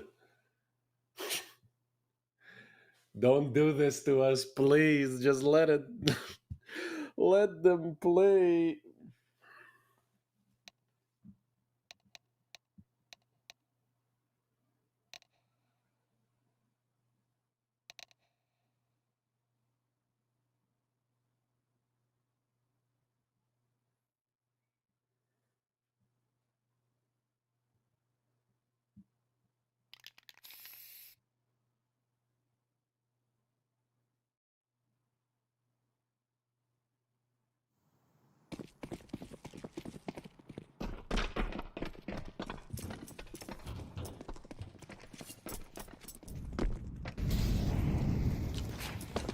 Luckily, the second coming of the technical pause isn't going to be too long.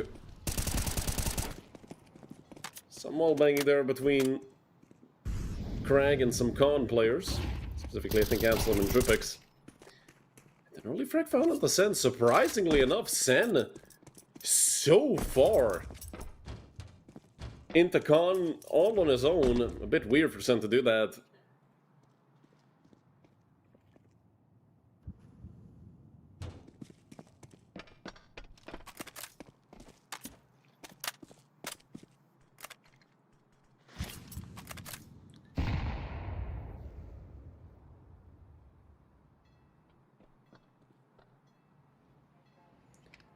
The hit being set up by Wildcard, only Shifu down on B. Luckily, Shifu's been having a good game, so he could deal with this on his own if needed. Shifu pushing forward, it's 2. They barely get the trade through the smoke. 3 versus 2 Manaville, what? Okay, MHL. Straight spam onto Crag through the smoke. Leaves Tripix in a 1v2, 30 seconds left. And he made a mountain of noise. Elliot has this kill or not. Now, it's a real question as to what's going to happen here. I wonder, is honestly going to go towards A. He's still over on the A bomb site, and I mean, Tripix has been read. The mastermind behind Wildcard can't pull a Joker out of his sleeve fast enough. 10 on the board for Imperial. A map that looked doomed. And they're a round away from evening it all up. Finally, a pause that I'm happy to see. A tactical from the side of Wildcard.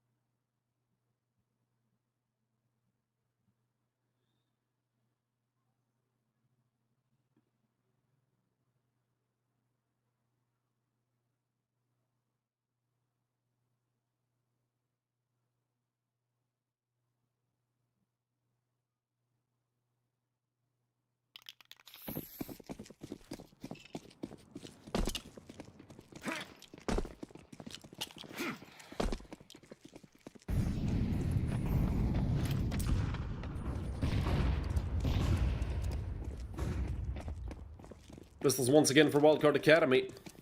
Hero Galil for Amsel, not something you want to have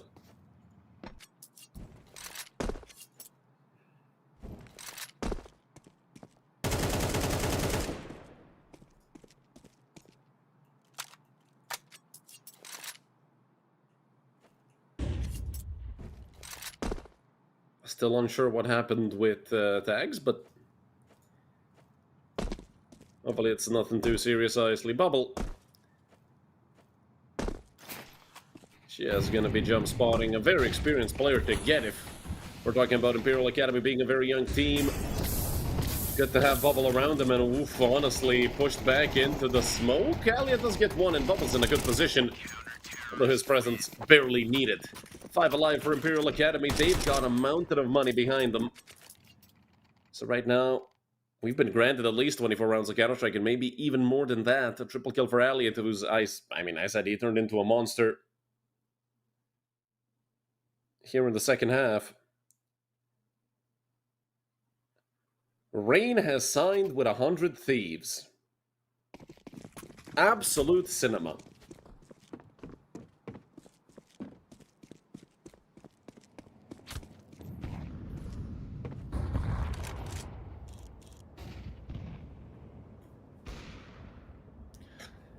And honestly, already with a frag.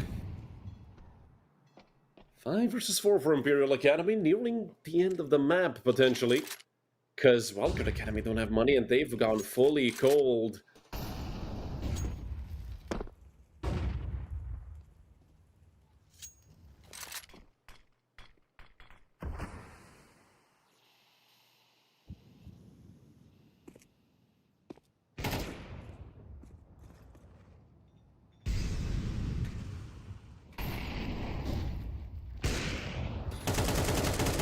Oh, wallbang, and it's lined up by Absalom. In the meantime, Emichel also got a frag. The molly is going to fly towards CT. It popped in the air, though, if you were listening for the sound cue, and the rotation is already here. The Wildacard Academy have the man advantage, not for long. They do get the trade back, and now it's just honestly. It's time for him to save this, although you could give it a shot. I mean, they have a lot of money. And I feel like it's going to be tight if they're going to have an op or not, so he has to give up and concede the round. 12 on the board for Wildacard Academy. Furious round towards B.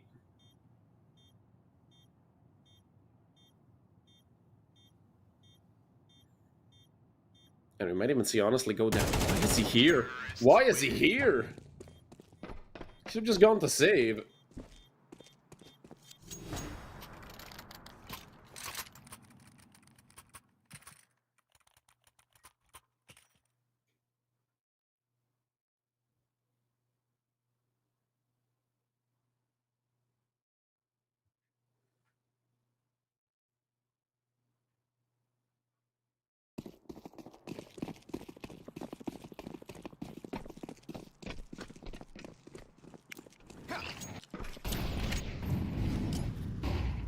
Potentially the last round we're going to get to see an overpass, but this map has overtime written all over it, even with the technical difficulties on the side of Imperial Academy. We could be looking at more Counter-Strike, hell, maybe even an entire other map after this. But goddamn, did that technical pause kill me personally. I feel like it's the same for both the players and you guys watching this. Honestly, with a deep angle. And Bubble's going to look to move up. But he's just going to walk up to the smoke. Not going to go too far, the experienced Bulgarian player knows. Maybe not this iteration of overpass perfectly, but he's going to be fine.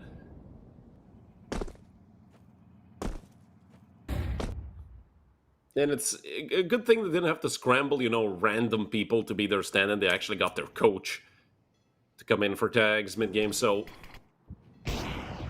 You know... They know the plays and they know the setups, and chemistry is good. Especially now that they've essentially given themselves a 5v4. Be a bit easier to deal with this. Spam through the smoke crack. Let's get it back. But Hamslin can't quite find the trade. The bomb is going back towards a MHL. If he could only get this kill, he's gonna knife him! Oh my god, MHL! And it's Bubble. Oh my god, the unlucky Bulgarian gets stabbed. Is there enough time to plant? Yes, there is. Crags in a 1v3. Bubble came in for 3 rounds just to get stabbed. I can't believe it. Absolute cinema. And Crag is dead. 13-11 again. In back-to-back attendances, once in Season 38 and now in Season 40. Wildacard Academy are eliminated 2-0 by... Or sorry, Imperial Academy are eliminated 2-0 by Wildacard Academy. What a map. What was the end of that? What even was the end of that? I don't know. But that's it for today. I'll see you guys tomorrow. We're going to get some more matches. We should be rounding off Group D. Well, rounding it off. We should be looking at Little Mix versus X Maestro and 11 Esports versus Nordic. So yeah, Nordic duel for elimination. Both teams that finished in group stages in previous seasons that haven't had too much success, 11 and Nordics, one of them is going to have to, well, both of them are fighting for survival. One of them is going to have to, unfortunately, pack their bags and leave. But, as I said, that is it for today. My name is Redl. Thanks for watching. And from the entire United21 team, I wish you a pleasant rest of your day.